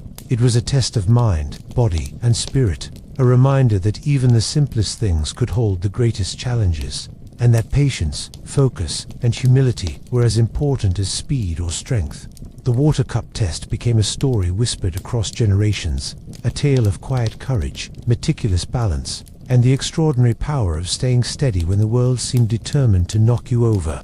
Far to the north, where the wind howled across frozen shores and the ground was stiff with frost, people played a sport few outsiders would have believed possible. It was called rime wrestling, a test of strength, courage, and endurance, performed on sand that had been chilled by frost and ice. The cold was relentless, seeping through the thin cloth wraps the athletes wore, biting their skin and stealing warmth with every gust. Yet for those who lived in these lands, the cold was not an obstacle. It was part of the challenge, part of the game, and part of proving oneself. The matches began at dawn, when the first light of the sun barely touched the horizon. A faint orange glow spread over the frost-covered sand, making it sparkle like tiny diamonds. The wrestlers emerged from their tents, faces red from the cold, muscles already taut from stretches in the icy air. The sand, frozen in some spots, gave underfoot like a solid board, but in other patches it was soft and brittle, crunching and shifting beneath their weight. The wrestlers had to learn every inch of the arena, feeling the ground with their bare feet, anticipating its quirks, knowing which spots could trip them or which would give just enough grip. Unlike modern wrestling, rime wrestling had its own strange and precise rules. Athletes wore only simple cloth wraps, no heavy clothing, no armor, nothing to soften the frost's bite. The wraps absorbed cold and moisture, clinging to skin like a second layer of ice. Each wrestler had to endure this chill while grappling with a rival equally determined not to fall. The goal was simple in words: force your opponent to touch both knees to the sand. But the execution was almost impossible, because the sand itself was as much an opponent as the person across from you. Slippery, uneven, and frigid, it punished mistakes instantly. A stumble could turn a skilled grip into a humiliating fall. Even more unusual were the required and forbidden moves. Rime wrestling was not a free-for-all. Certain grips, like headlocks, were forbidden, perhaps to protect athletes from frostbite or concussion, but others, like shoulder lifts, were mandatory. If a wrestler failed to attempt the required moves within 3 bouts, they lost automatically.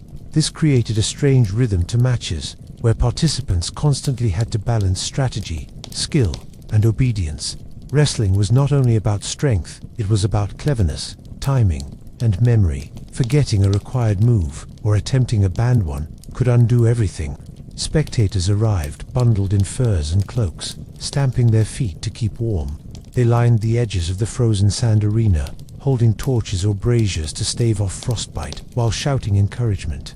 The air was sharp and biting, and each breath came out in white clouds that mingled with the steam of the wrestlers' exertion. There was a sense of reverence around the sport. These were not simple games. They were displays of resilience, proof of one's ability to endure hardship and triumph despite it. Winning in rime wrestling was proof that the body and spirit could withstand extremes. As the bouts began, wrestlers circled each other like predators, eyes sharp and muscles coiled. Their breath came in ragged clouds, hands gloved only in cloth, feeling every twitch of the opponent. Each move was a negotiation with the cold sand beneath, the biting wind around, and the human rival across from them. A slip on frost-hardened sand could give the opponent a chance to force a knee down in an instant. Balance was paramount, as was timing. The cold made muscles stiff, joints slow, and reflexes sluggish.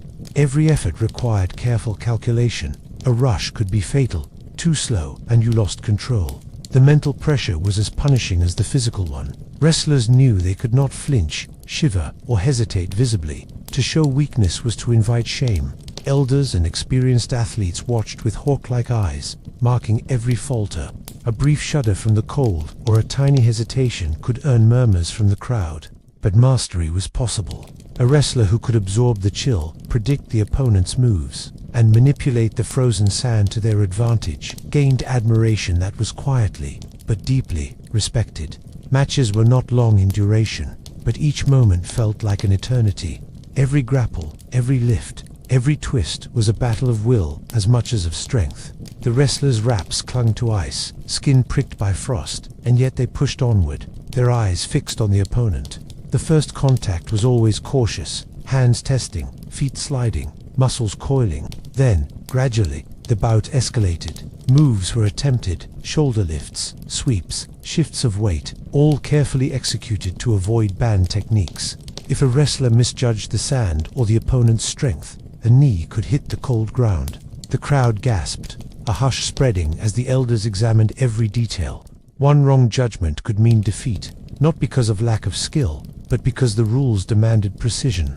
Victory in rhyme wrestling was also announced in a unique, visual way. The winner raised their arms and exhaled sharply, sending a cloud of breath into the frozen morning air. In that cloud, spectators read the spirit of the athlete. A large, thick cloud meant determination, strength, and endurance. A small, feeble puff hinted at a weak heart, even if the wrestler had one. It was a public reading of character as much as performance. To breathe out fully, to summon a cloud of visible power, was to claim not just the match, but a moral triumph. The sport taught lessons far beyond physical skill. Wrestlers learned to endure discomfort, to anticipate every possibility, and to respect the opponent and the environment equally. They learned that cold could be a weapon or an ally. That balance was as much about mind as body, and that humility was often the key to lasting respect. Every bout was a microcosm of life in the harsh northern lands. Survival depended on strength, strategy, patience, and courage in the face of adversity. The children of the villagers watched closely, learning not just how to wrestle, but how to live. They saw that losing with grace could earn respect, that winning through cleverness rather than brute force was celebrated, and that obeying rules, even strange ones, was as important as raw power. They learned to move carefully on icy surfaces, to calculate every step, and to respect both the cold and the strength of those around them. The lessons of rhyme wrestling seeped quietly into every aspect of life, teaching resilience and subtlety that went far beyond sport. Despite the harshness, rhyme wrestling was a source of pride and celebration. Festivals were held around it, with food, fire, and storytelling. Elders recounted legendary matches where a wrestler had lifted an opponent flawlessly, danced across icy sand, and endured the cold like a spirit of winter itself. They told of those who failed, of knees hitting the frozen ground, and breaths turning to mist in the morning air. And the lessons were etched into memory. Strength alone was not enough. Mind, timing, courage, and respect were the true measures of a champion. By the end of a tournament day, muscles were stiff, fingers numb, and bodies exhausted. But the wrestlers walked away with pride.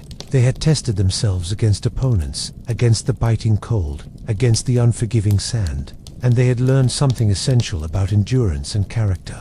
In rhyme wrestling, the environment was as much a competitor as the person across from you, and victory required mastering both. Generations later, few would know of this sport, and fewer still would attempt it. But for the people of northern Illyria, it was sacred. It embodied the courage, discipline, and fortitude needed to survive in a world where the cold was constant and unforgiving. Every match was a story of human will, of the delicate dance between power and control, of the harsh beauty of frozen sand and the strength it demanded. And in every cloud of breath that rose from a winner's chest, the villagers saw more than victory. They saw spirit, resilience, and the proof that even in the coldest, harshest conditions, people could stand strong. Rhyme wrestling ended not because it was forgotten, but because life itself changed. As warmer clothing became available, as settlements moved and the environment shifted, the brutal lessons of frozen sand were no longer necessary. Yet the echoes of the matches, the lessons of balance, strength, humility, and courage, remained in memory, whispered in stories to children, a reminder of the time when men and women faced not only each other, but the harshest elements and learned to endure. In the icy arenas of northern Illyria, rhyme wrestling was already a trial of endurance and skill. Yet what made the sport truly unforgettable and truly terrifying was its unusual system of rules. Unlike other games, where players could choose any move and rely on brute strength, rhyme wrestling demanded both creativity and strict obedience. Some moves were forbidden, strictly banned, while others were required in every bout. Ignoring these rules could mean instant disqualification, no matter how strong or clever a wrestler might be. In this strange, unforgiving world, the cold was not the only challenge. The rules themselves were as sharp and punishing as the frost underfoot. From the moment a match began, wrestlers had to be aware of these invisible constraints. Certain grips, such as headlocks, were forbidden entirely. They were seen as too dangerous, a threat to both the body and the honor of the sport. Attempting one even accidentally could end a wrestler's day in disgrace. Yet other moves, like the shoulder lift, were mandatory. A wrestler had to try a shoulder lift at least once in every 3 bouts. Failing to attempt a required move was not merely an error, it was a moral failure, a sign that the athlete could not respect the delicate balance of strength, skill, and fairness that the sport demanded. The rules were strict, and the consequences immediate. These rules created a strange rhythm and tension in the matches.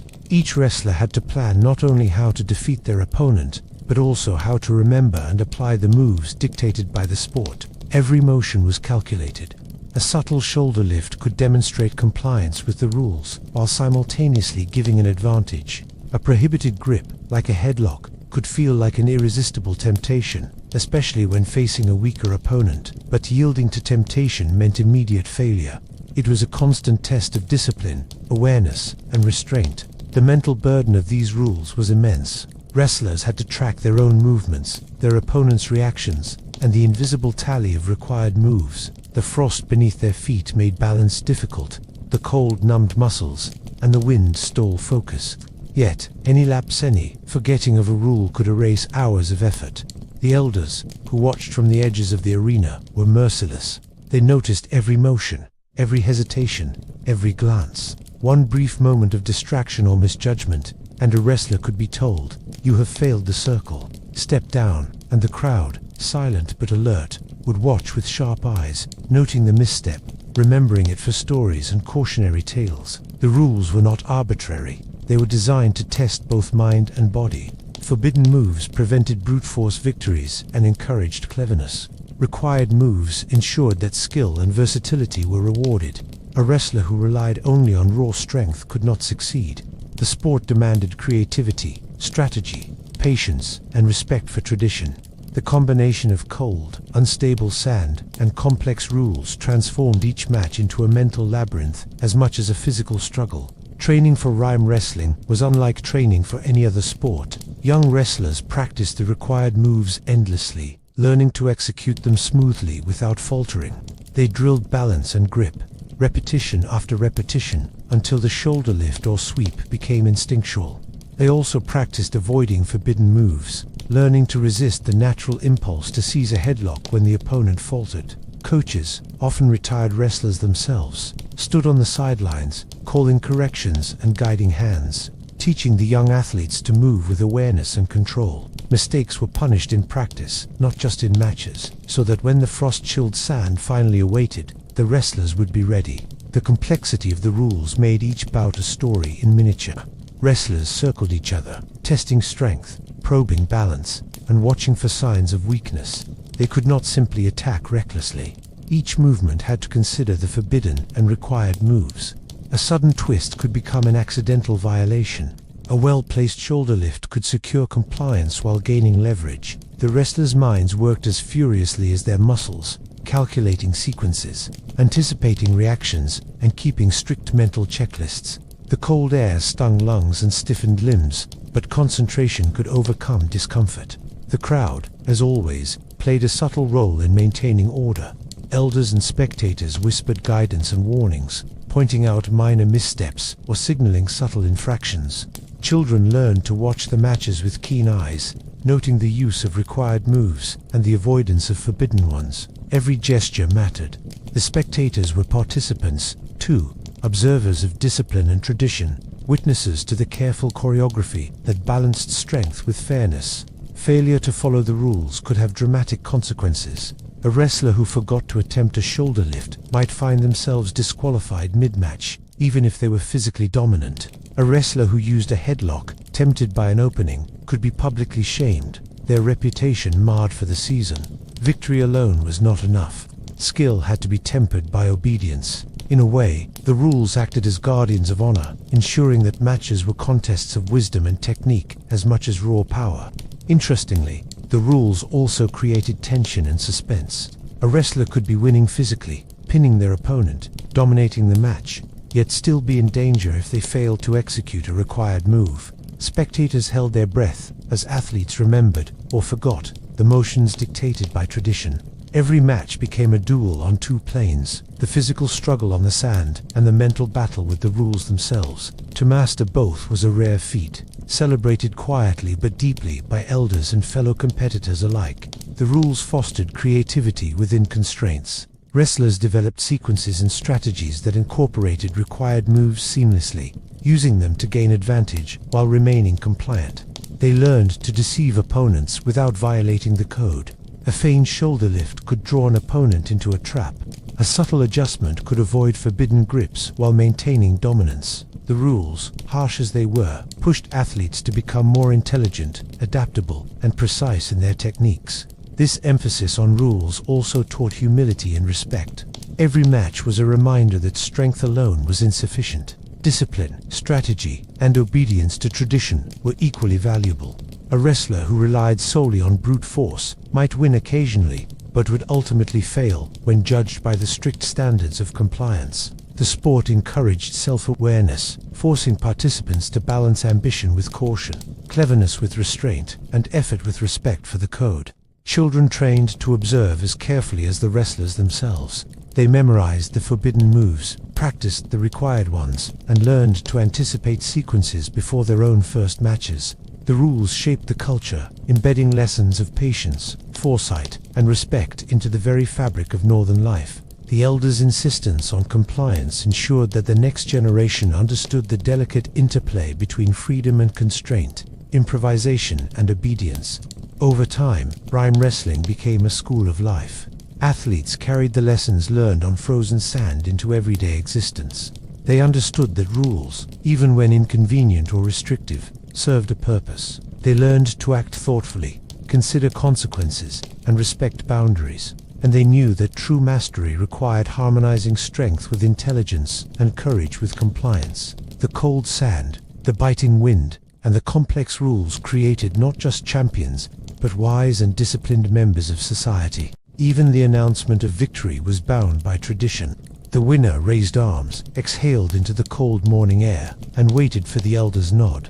A visible cloud of breath was proof of spirit, a final acknowledgement that skill, compliance, and courage had been united successfully. Only then did the match truly end. The rules had been respected, the moves properly executed, the forbidden avoided, the required attempted. The balance, both literal and symbolic, had been achieved. Generations later, few would remember the exact details of the rules, but the legacy remained. Rhyme wrestling, with its banned moves and required moves, left behind a story of discipline, intelligence, and careful strategy.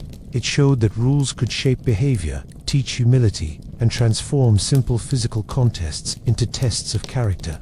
It was a sport where every motion carried meaning, where compliance was as valuable as victory, and where the harsh northern winds served as both adversary and teacher. And so, in the memory of the villagers, in the stories passed to children, rhyme wrestling endured not merely as a game of strength, but as a testament to the harmony of discipline, tradition, and resilience. The cold sand remembered the wrestlers who moved with precision, obeyed the rules, and proved that mastery of the body was incomplete without mastery of the mind. In this way, the banned and required moves became more than regulations, they became lessons, shaping a culture that valued intelligence, respect, and courage above all. In the freezing northern arenas of rhyme wrestling, the culmination of each match was as striking as it was unusual. Victory was not simply declared by falling knees or clenched fists, nor by a score or a loud cheer. No, in this harsh land, victory was measured in breath. The warm, visible steam that rose from a wrestler's body, announced to the world like a living exclamation mark against the cold, grey morning. It was a ritual both practical and symbolic, a measure of strength, endurance, and spirit. The wrestlers had trained for years not only to grapple their opponents, but to master the art of breathing. Every inhale, every exhale, every careful puff of air was part of the silent language of the sport. When the bout ended, the winner would slowly rise, chest heaving, legs stiff from exertion and cold, and breathe out sharply into the frozen air. The clouds that formed were not merely condensation. They were an extension of the athlete's will, an almost magical display of energy, stamina, and determination. A large, billowing steam cloud declared strength and courage. A faint, feeble mist suggested weakness, even if the wrestler had technically won the bout. Spectators and elders alike watched these clouds, reading the spirit of the athlete, making judgments that were subtle but undeniable. Preparation for this moment began long before the match itself. Wrestlers had to learn how to control their bodies so that, even exhausted and freezing, their breath could rise in visible, powerful plumes. They practiced breathing techniques during training, in the early dawn, exhaling slowly to produce mist, holding it, controlling it, until it seemed almost alive. They learned that posture mattered. A slouched chest would collapse the cloud. Rigid shoulders might scatter it too quickly. Every detail from how the toes gripped the frozen sand to the tilt of the head affected the final display. In this way, a wrestler's mastery over breath became as important as mastery over grip or balance. The ritual itself was theatrical. When a match concluded, the victor did not immediately celebrate. They stood, often swaying slightly from exhaustion, taking in the cold, drawing the frost into their lungs. Every movement was deliberate. The crowd waited in hushed anticipation, children pressing close to the frost-lined arena, elders observing with critical, discerning eyes. Then, in one moment of controlled force, the wrestler exhaled sharply, sending a cloud of warm vapor spiraling upward into the crisp morning sky. It was a private triumph made public, a silent shout that only the patient and observant could fully appreciate. The size and clarity of the cloud were critical. A massive, dense plume marked the winner as having given their all. Strength, endurance, courage, and spirit fused into a single, visible expression. Elders would nod approvingly, and even the losing wrestler would glance upward, noting the proof of fortitude. A smaller cloud, thin and fleeting, indicated that the victor lacked true depth of effort, that perhaps the cold had sapped more than their limbs, that spirit could not entirely conquer adversity. It was a subtle, poetic judgment, linking physical accomplishment with moral and emotional resilience. Spectators, trained in this ritual from childhood, often held their own breath during these final moments. The rising steam became the focal point, the ultimate measure of achievement. Families, friends, and neighbors scrutinized the cloud, noting its density, movement, and duration. It was as if the athlete's soul had been exhaled into the air, briefly tangible, momentarily suspended in white vapor before disappearing into the northern sky. A single observer might read humility, courage, or pride from the cloud alone, and whisper interpretations to those around. The ritual had practical importance, when the bitter cold bodies could appear deceptively weak or strong. Muscles stiffened, faces reddened, and lips blue with frost made the outcome hard to interpret. The steam, however, was indisputable. It revealed effort in a way that the eyes alone could not. It acted as proof for judges who could not be fooled by trickery, bravado, or deception. In this land, honesty of body was reflected in the honesty of breath, and the cloud was the unarguable evidence of exertion. Wrestlers often spent moments after the match perfecting the cloud, holding their breath to concentrate, inhaling sharply to expand it, and controlling the exhale to make it last longer. It was almost an art form, a blend of athleticism, ritual, and performance. Athletes learned to be patient, knowing that an impatient exhale might dissipate the cloud too soon. They learned to control panic, calm the racing heart, and direct the warmth of the body into a single, beautiful, tangible expression.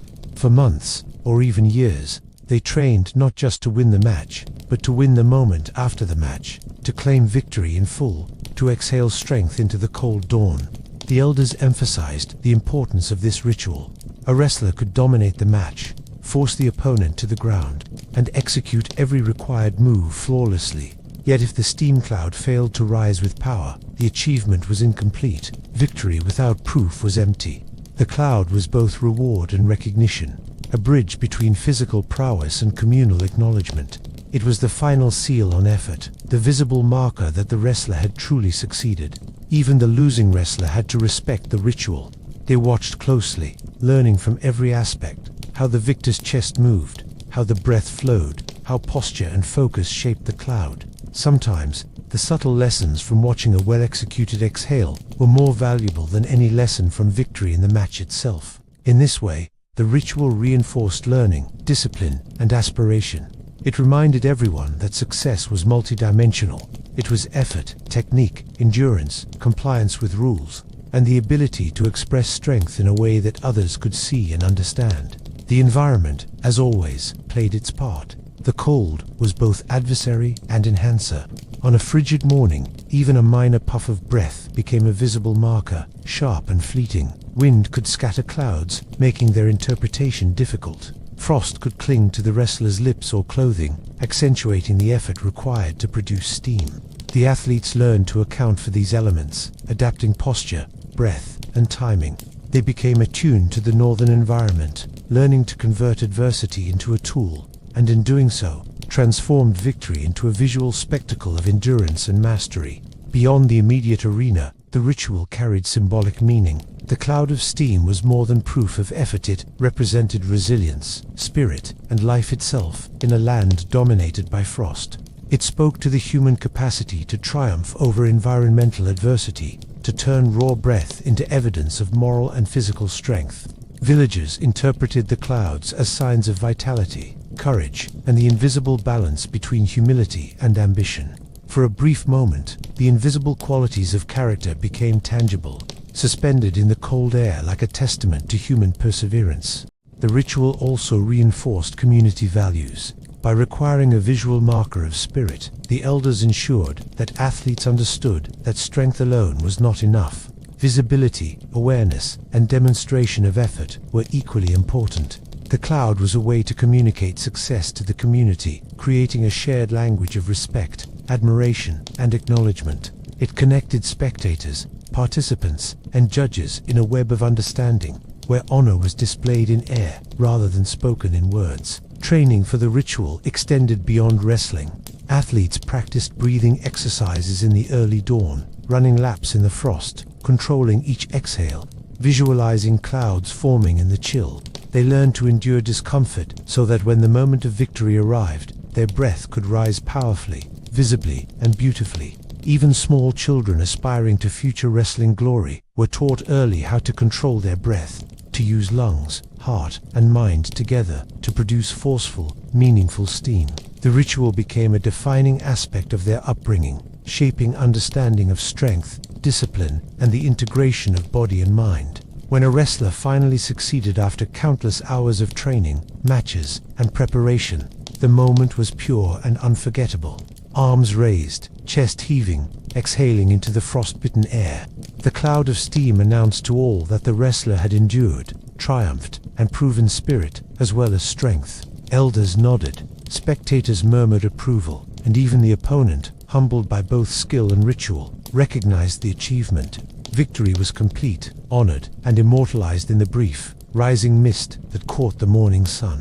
The steam, in the end, was not just a spectacle, it was a lesson, a symbol, a bridge between the human and the natural, the physical and the moral. It demonstrated that, in a harsh world, triumph required more than brute strength. It demanded control, patience, respect for rules, and the ability to communicate effort without words. The rising cloud became a mark of wisdom, courage, and endurance, as integral to rhyme wrestling as any grip, lift, or stance. Even as centuries passed, the ritual of announcing victory by steam remained a story remembered by villagers and historians alike. It illustrated the ingenuity of ancient people who transformed a simple exhale into a powerful measure of character.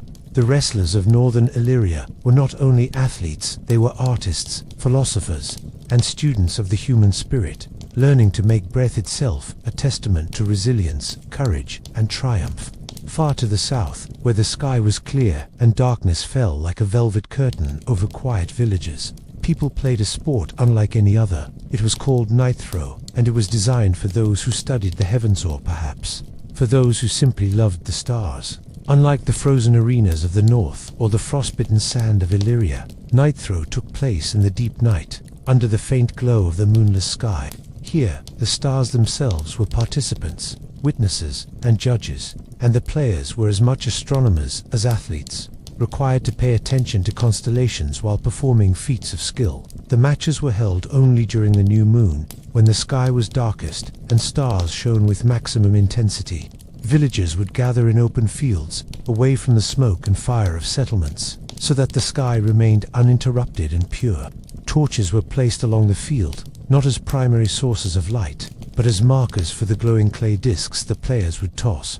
The discs, crafted from special clay that had been imbued with phosphorescent powders, shone faintly in the darkness, tracing arcs across the sky like shooting stars. To hit the targets, players had to calculate angles, distances, and timing, all while their eyes adjusted to near-total darkness. Every throw was a lesson in precision, patience, and observation. Preparation for night throw was intense. Players studied the movement of the stars, memorizing patterns, learning to judge distance by the faint glimmer of constellations. They trained with discs in both twilight and darkness, gradually increasing the challenge until they could toss with both accuracy and power. Unlike other sports where brute strength could prevail, night throw demanded a perfect union of hand, eye, and mind. A misjudged angle could send the glowing disc off course by meters, missing the target entirely. Every throw required concentration, as delicate as a dance and as precise as a craftsman shaping his finest work. The targets themselves were remarkable. Torches, set carefully in rows and circles, acted as markers for scoring. Some torches were stationary, while others were lightly swaying in the night breeze, forcing the players to adjust for movement, wind, and distance. To hit a stationary torch was challenging. To hit a swaying one required foresight, experience, and a calm, steady hand. Players had to account for every factor: the strength of the throw, the angle of release, the curve of the disc, and the unseen pull of gravity. And, all the while, they had to remain aware of the stars, for the sky was their scoreboard, their guide, and their witness. The atmosphere was surreal. The darkness was thick and velvety, the night quiet but for the distant calls of nocturnal animals and the faint rustle of leaves. Each throw sent a glowing disc, arcing like a comet, a tiny trail of light moving gracefully across the dark canvas. Spectators watched in near silence, eyes tracing the flight, hearts pounding with anticipation. Even a minor error disc wobbling in midair, missing the mark, was immediately noticeable.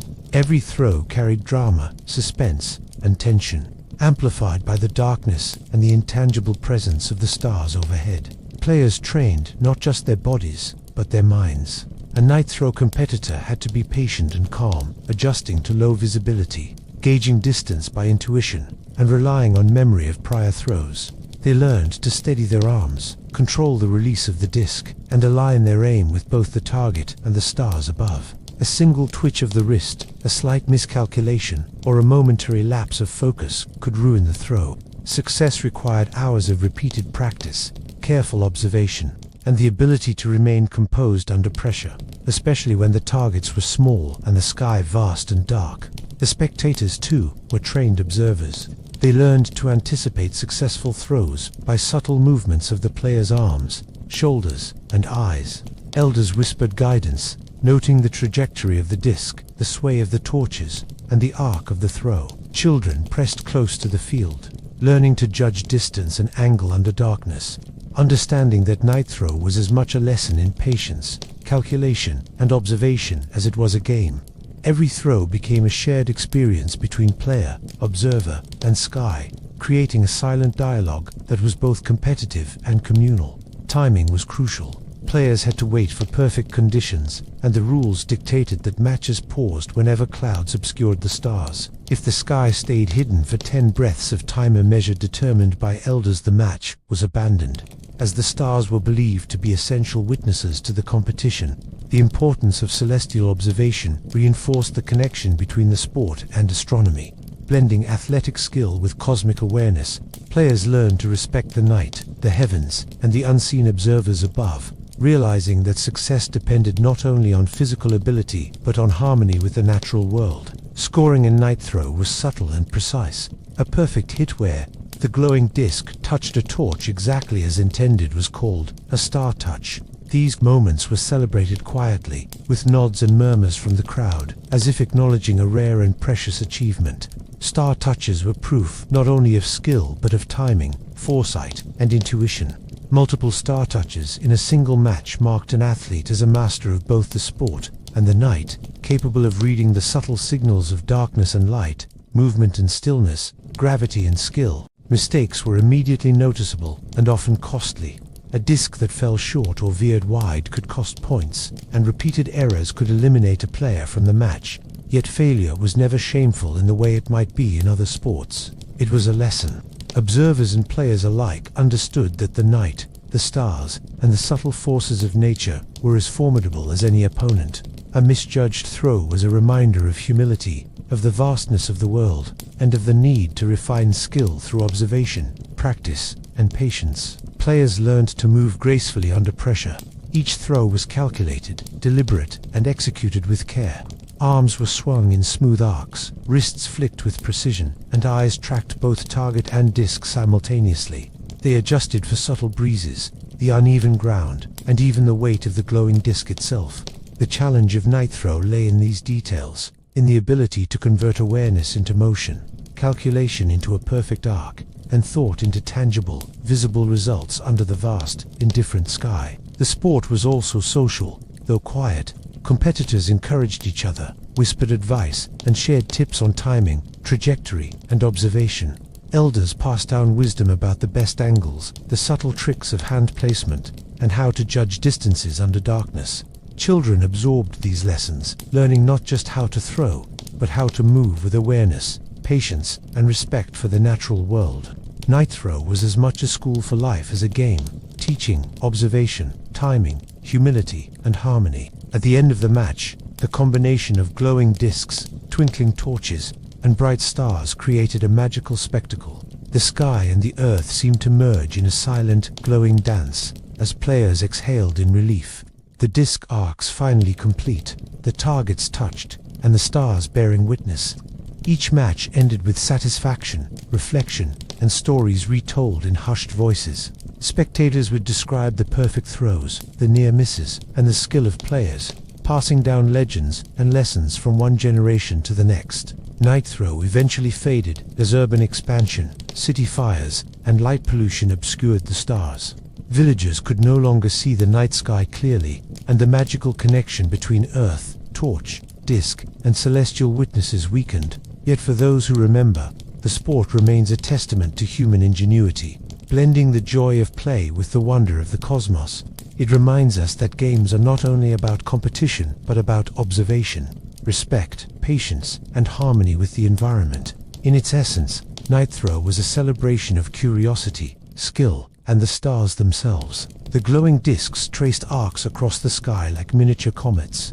The torches marked precision and mastery, and the players themselves embodied patience, balance, and awareness. It was a sport for astronomers and dreamers alike, showing that even in darkness, light, skill, and human ingenuity could create beauty, purpose, and wonder. In the mysterious starlit fields where Night Throw was played, there was a lesson that every participant learned early. Timing was everything. The sport, like life in these quiet southern villages, depended on rhythm, awareness, and patience. It was not enough to be strong, clever, or precise. A competitor could have perfect aim, flawless technique, and hours of preparation. Yet without perfect timing, the throw could fail entirely. Timing was the invisible referee, the silent guide, and the unforgiving judge. Success and failure were measured not just by skill, but by the ability to act at the precise moment the universe allowed. Matches began in the darkness of new moons, when the sky was deepest and the stars brightest. The players would wait, sometimes for hours, until conditions aligned perfectly. Every slight movement mattered. The position of the disc in hand, the angle of the wrist, the rhythm of breathing. The faintest wind could deflect a glowing disc. A minor lapse of focus could throw off the arc. A star briefly hidden behind a cloud could interrupt the rhythm entirely. Every throw was an act of careful observation and delicate calculation, a choreography of patience, precision, and timing. The elders, who oversaw the sport, emphasized the sacred nature of timing. They instructed players to watch, not only the stars and torches, but also the behavior of the air itself. The night was alive, they said, with invisible currents, subtle breezes, and hidden challenges. A skilled athlete could feel these currents, sense the pause before a gust, and adjust the throw accordingly. Timing was more than a human skill, it was a conversation with the environment, a dialogue between the athlete and the unseen forces of the night. Spectators, too, learned to honor timing. They watched quietly, holding their breath as discs arced across the field, noting the precise moment of release, the path through the darkness, and the point of impact. Any delay or hasty action could ruin a perfect throw, and everyone knew it. Children were taught to wait, to observe, to understand that patience was as essential as strength. Timing, they realized, was a lesson in restraint, a way to understand the delicate balance between action and observation, effort and awareness. Timing affected every aspect of the game. Matches paused whenever clouds obscured the stars. If the sky stayed hidden for 10 breaths, the throw was abandoned, and no points were scored. The stars were more than decoration, they were participants, judges, and guides. Players learned that rushing the throw without the stars' witness was meaningless, a reminder that natural forces were as important as human effort. This discipline cultivated patience, teaching that life itself required careful observation and precise action, or opportunities could be lost. Athletes learned to integrate timing with their physical skills. They measured the rhythm of their breathing, the tension in their muscles, and the swing of the arm. Each motion was synchronized with the environment, the sway of torches, the flow of air, and the alignment of stars. A moment too soon or too late could change the trajectory entirely. Success required both intuition and calculation, a harmony of body, mind, and surroundings. The best players seemed almost to move with the universe itself, their throws following an invisible cadence that only they could sense. The challenge of timing also created suspense. Even a well-practiced athlete could be thrown off by a sudden gust, a moving torch, or a hidden star. Spectators leaned forward, silent but attentive, as discs curved and arced, watching every flick of the wrist and breath of the thrower. Each success was celebrated quietly, for timing demanded respect. It could not be hurried or forced. Every precise throw became a miniature triumph, proof that patience, skill, and observation could overcome uncertainty. Mistakes were immediately instructive. A throw released too early might hit the ground before the target. One released too late could miss entirely. Elders would observe, correct, and instruct. Children learned from these errors, understanding that timing was a skill cultivated over years, requiring calmness under pressure, awareness of surroundings, and respect for the subtle forces in play. Through these lessons, night throw became more than a game. It became a study in life itself, teaching that success was a combination of readiness, perception, and the courage to act when the moment arrived. The athletes also developed unique rituals to hone timing. Some would swing the disc gently before releasing, feeling the rhythm of their own heartbeat. Others would pause to synchronize their breath with the stillness of the night. Some would observe the flicker of the torchlight, the sway of the grass, or the alignment of the stars to judge the perfect moment. These rituals created a mental framework, allowing precision under extreme conditions. Timing, in night throw, was both science and art, physical skill and spiritual awareness combined. Even the community participated in this subtle measure of time. Elders would guide players silently with nods and gestures. Spectators held their collective breath, and younger players learned to anticipate the flow of matches. Every match became a shared experience, where success was measured not just in points, but in harmony with the rhythm of night. The discipline of timing created a shared understanding that careful observation, patience, and alignment with natural forces were as important as human skill. Mistimed actions had consequences beyond the immediate throw. A player could be forced to redo a throw, wasting energy and focus. Multiple errors could eliminate them from the match entirely, teaching endurance not just of body, but of mind. Timing became a test of composure, strategy, and awareness under pressure. Those who mastered it moved gracefully, confidently, and successfully through the challenges of night, while those who failed learned humility, patience, and the value of careful preparation. Timing was also deeply symbolic. In a land where natural forces were powerful and unpredictable, the ability to act at the precise moment reflected wisdom, foresight, and adaptability. The stars, torches, and air currents were reminders that life was larger than any individual, that success depended on more than raw skill, and that harmony with the world around you was essential.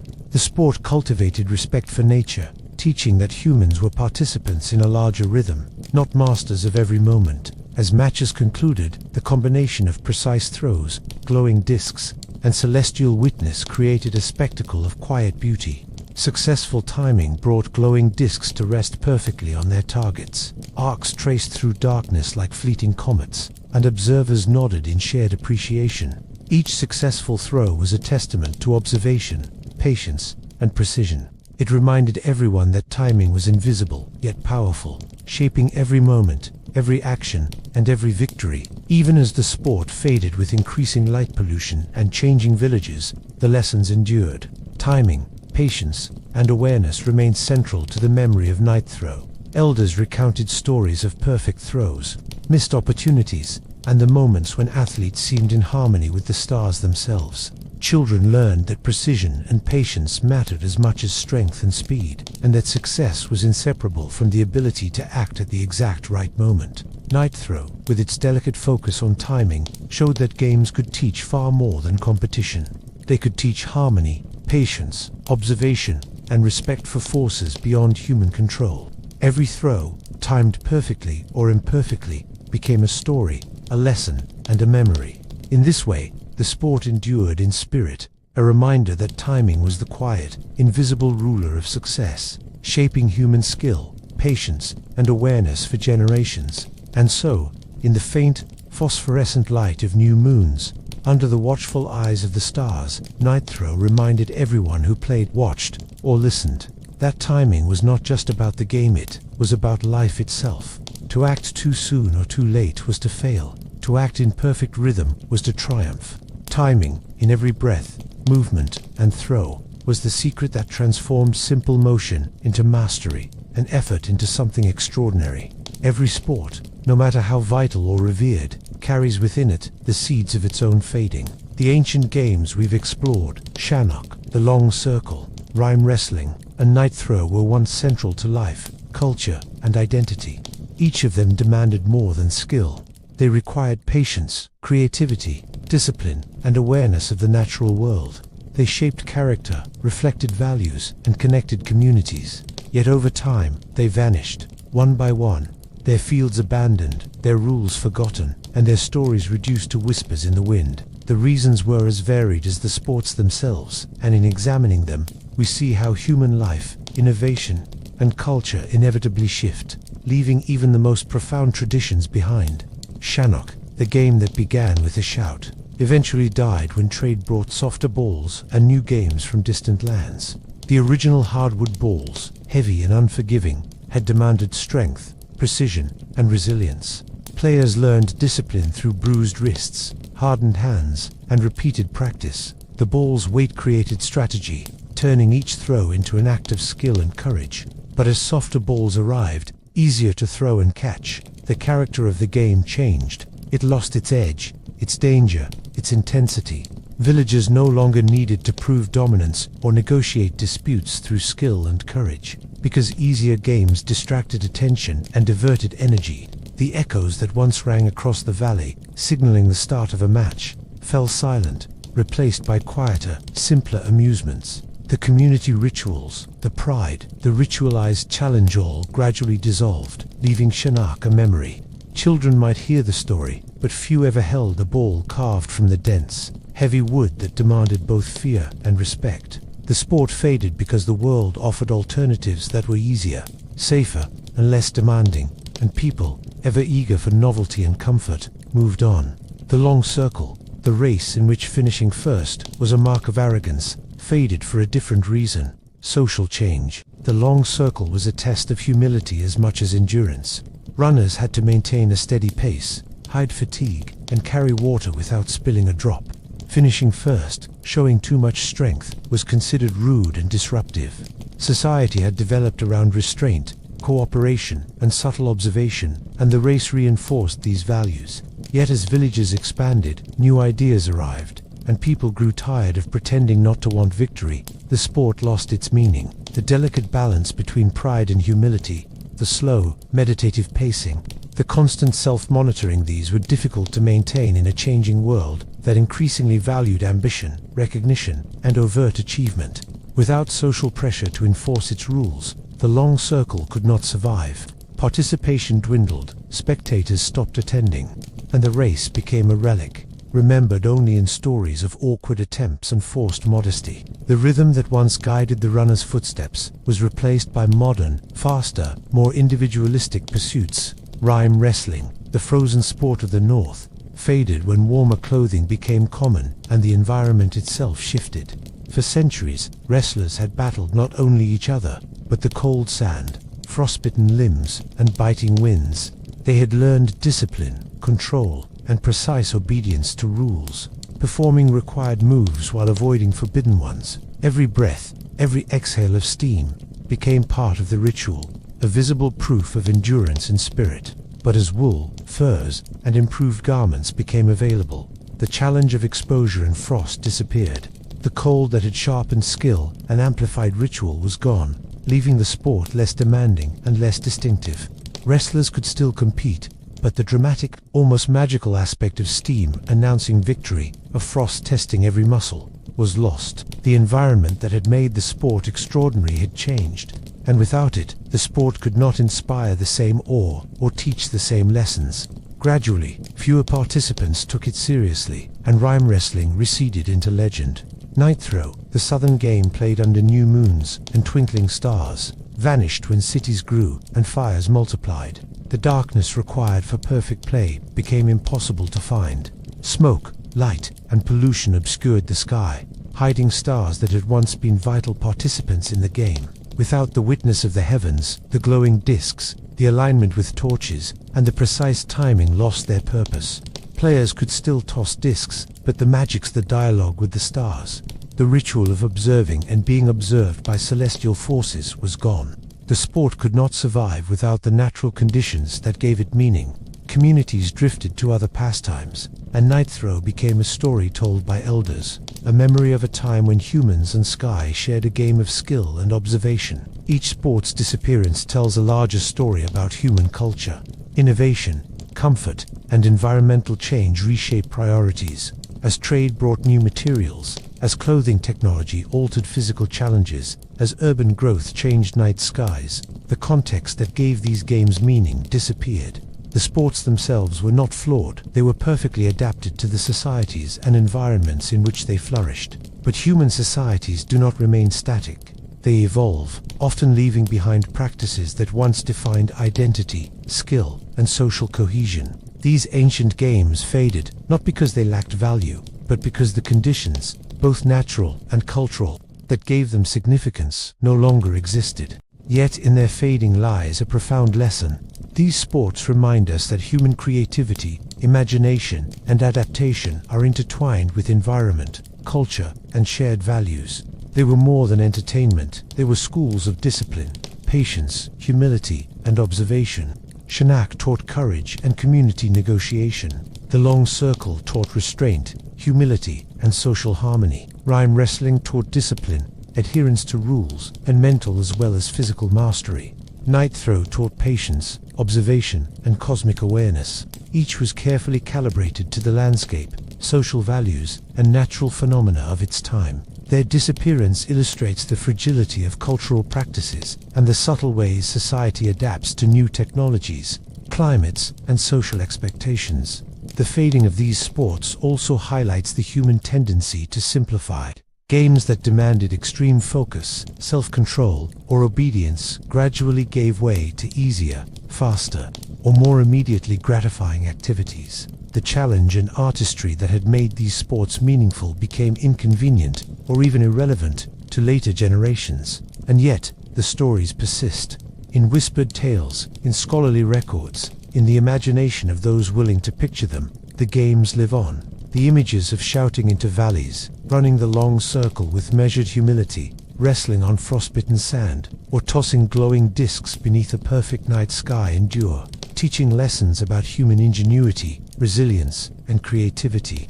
Even today, we can learn from these vanished sports. They encourage patience, observation, adaptability, and respect for the environment. They remind us that human effort is best measured not only by outcomes, but by process, discipline, and awareness. They show how culture shapes activity, and how activity shapes culture. They teach that victory is multifaceted, sometimes defined by skill, sometimes by restraint, sometimes by adherence to rules, sometimes by harmony with forces beyond ourselves. And they show that what we take for granted, the environment, societal values, tools, and materials, can determine whether a tradition thrives or fades. In the end, the disappearance of Shanuk, the long circle, rhyme wrestling, and Night Throw was inevitable. Civilizations change, priorities shift, and the world evolves faster than even the most cherished practices can keep pace with. Yet each sport's essence, preserved in stories, memory, and imagination, remains a testament to human creativity and the profound connection between people, play, and environment. These sports remind us that even in their absence, lessons endure. Courage, discipline, patience, observation, humility, and ingenuity are timeless. And while the balls, discs, racers, and frozen sand may no longer be in use, the human spirit that created and excelled at these games lives on. So when we look to the past, we see more than forgotten games. We see the values, the environment, and the imagination that shaped them. We see how people once measured skill, endurance, courage, and spirit. We see how societies intertwined play with teaching, competition with character, and environment with culture. These sports may have faded, but the wisdom they carried remains, waiting for those willing to study, imagine, and learn. And as night falls, or frost bites, or valleys echo with imagined shouts, we can remember the people who once played with such intensity, ingenuity, and respect for the world around them. We honor their skill, their creativity, and the lessons embedded in their games. Though these sports have vanished from the earth, they remain vivid in memory, stories, and imagination, teaching us that every game, every rule, every throw, and every shout carries meaning beyond the immediate moment. And so we reach the end of our journey through the forgotten games of the ancient world. From the echoing valleys where a shout began a match of Shanuk, to the disciplined measured steps of the long circle. From the frostbitten dawns of rhyme wrestling to the glowing night skies of night throw, we have seen how people long ago shaped sports, around their land, their values, and their imagination. Each game was more than play, it was a lesson, a ritual, a reflection of the world they inhabited. These games demanded courage, patience, precision, and humility. They connected communities, taught endurance, and celebrated creativity. Yet, time moved on. Softer balls replaced hard ones. Cities obscured the stars. Warmer clothing changed the challenges of frost, and the pressures of society shifted. And so, these sports faded, leaving behind stories, memories, and lessons, quietly whispering to those willing to listen. Even in their absence, they remind us of the ingenuity of people long ago, their love of challenge, and their ability to turn everyday life into moments of wonder, discipline, and joy. The echo of a shouted start, the careful arc of a glowing disc, the exhaled steam rising in cold morning air, these moments endure, if only in memory and imagination. So tonight, as you close your eyes and drift towards sleep, imagine yourself on these fields, under these skies, walking alongside players who once competed for pride, skill, and honor. Feel the cold sand beneath your feet, the weight of a carved ball in your hands, the quiet hush of a dark night sky filled with stars. Remember the lessons of patience, humility, courage, and harmony. Good night, traveler. May your dreams carry you across valleys, through frost, and beneath starlit skies. And may you awaken with a sense of wonder for the games that shaped the lives of those who came before us. Sleep well, and let the stories of the past gently guide your rest tonight.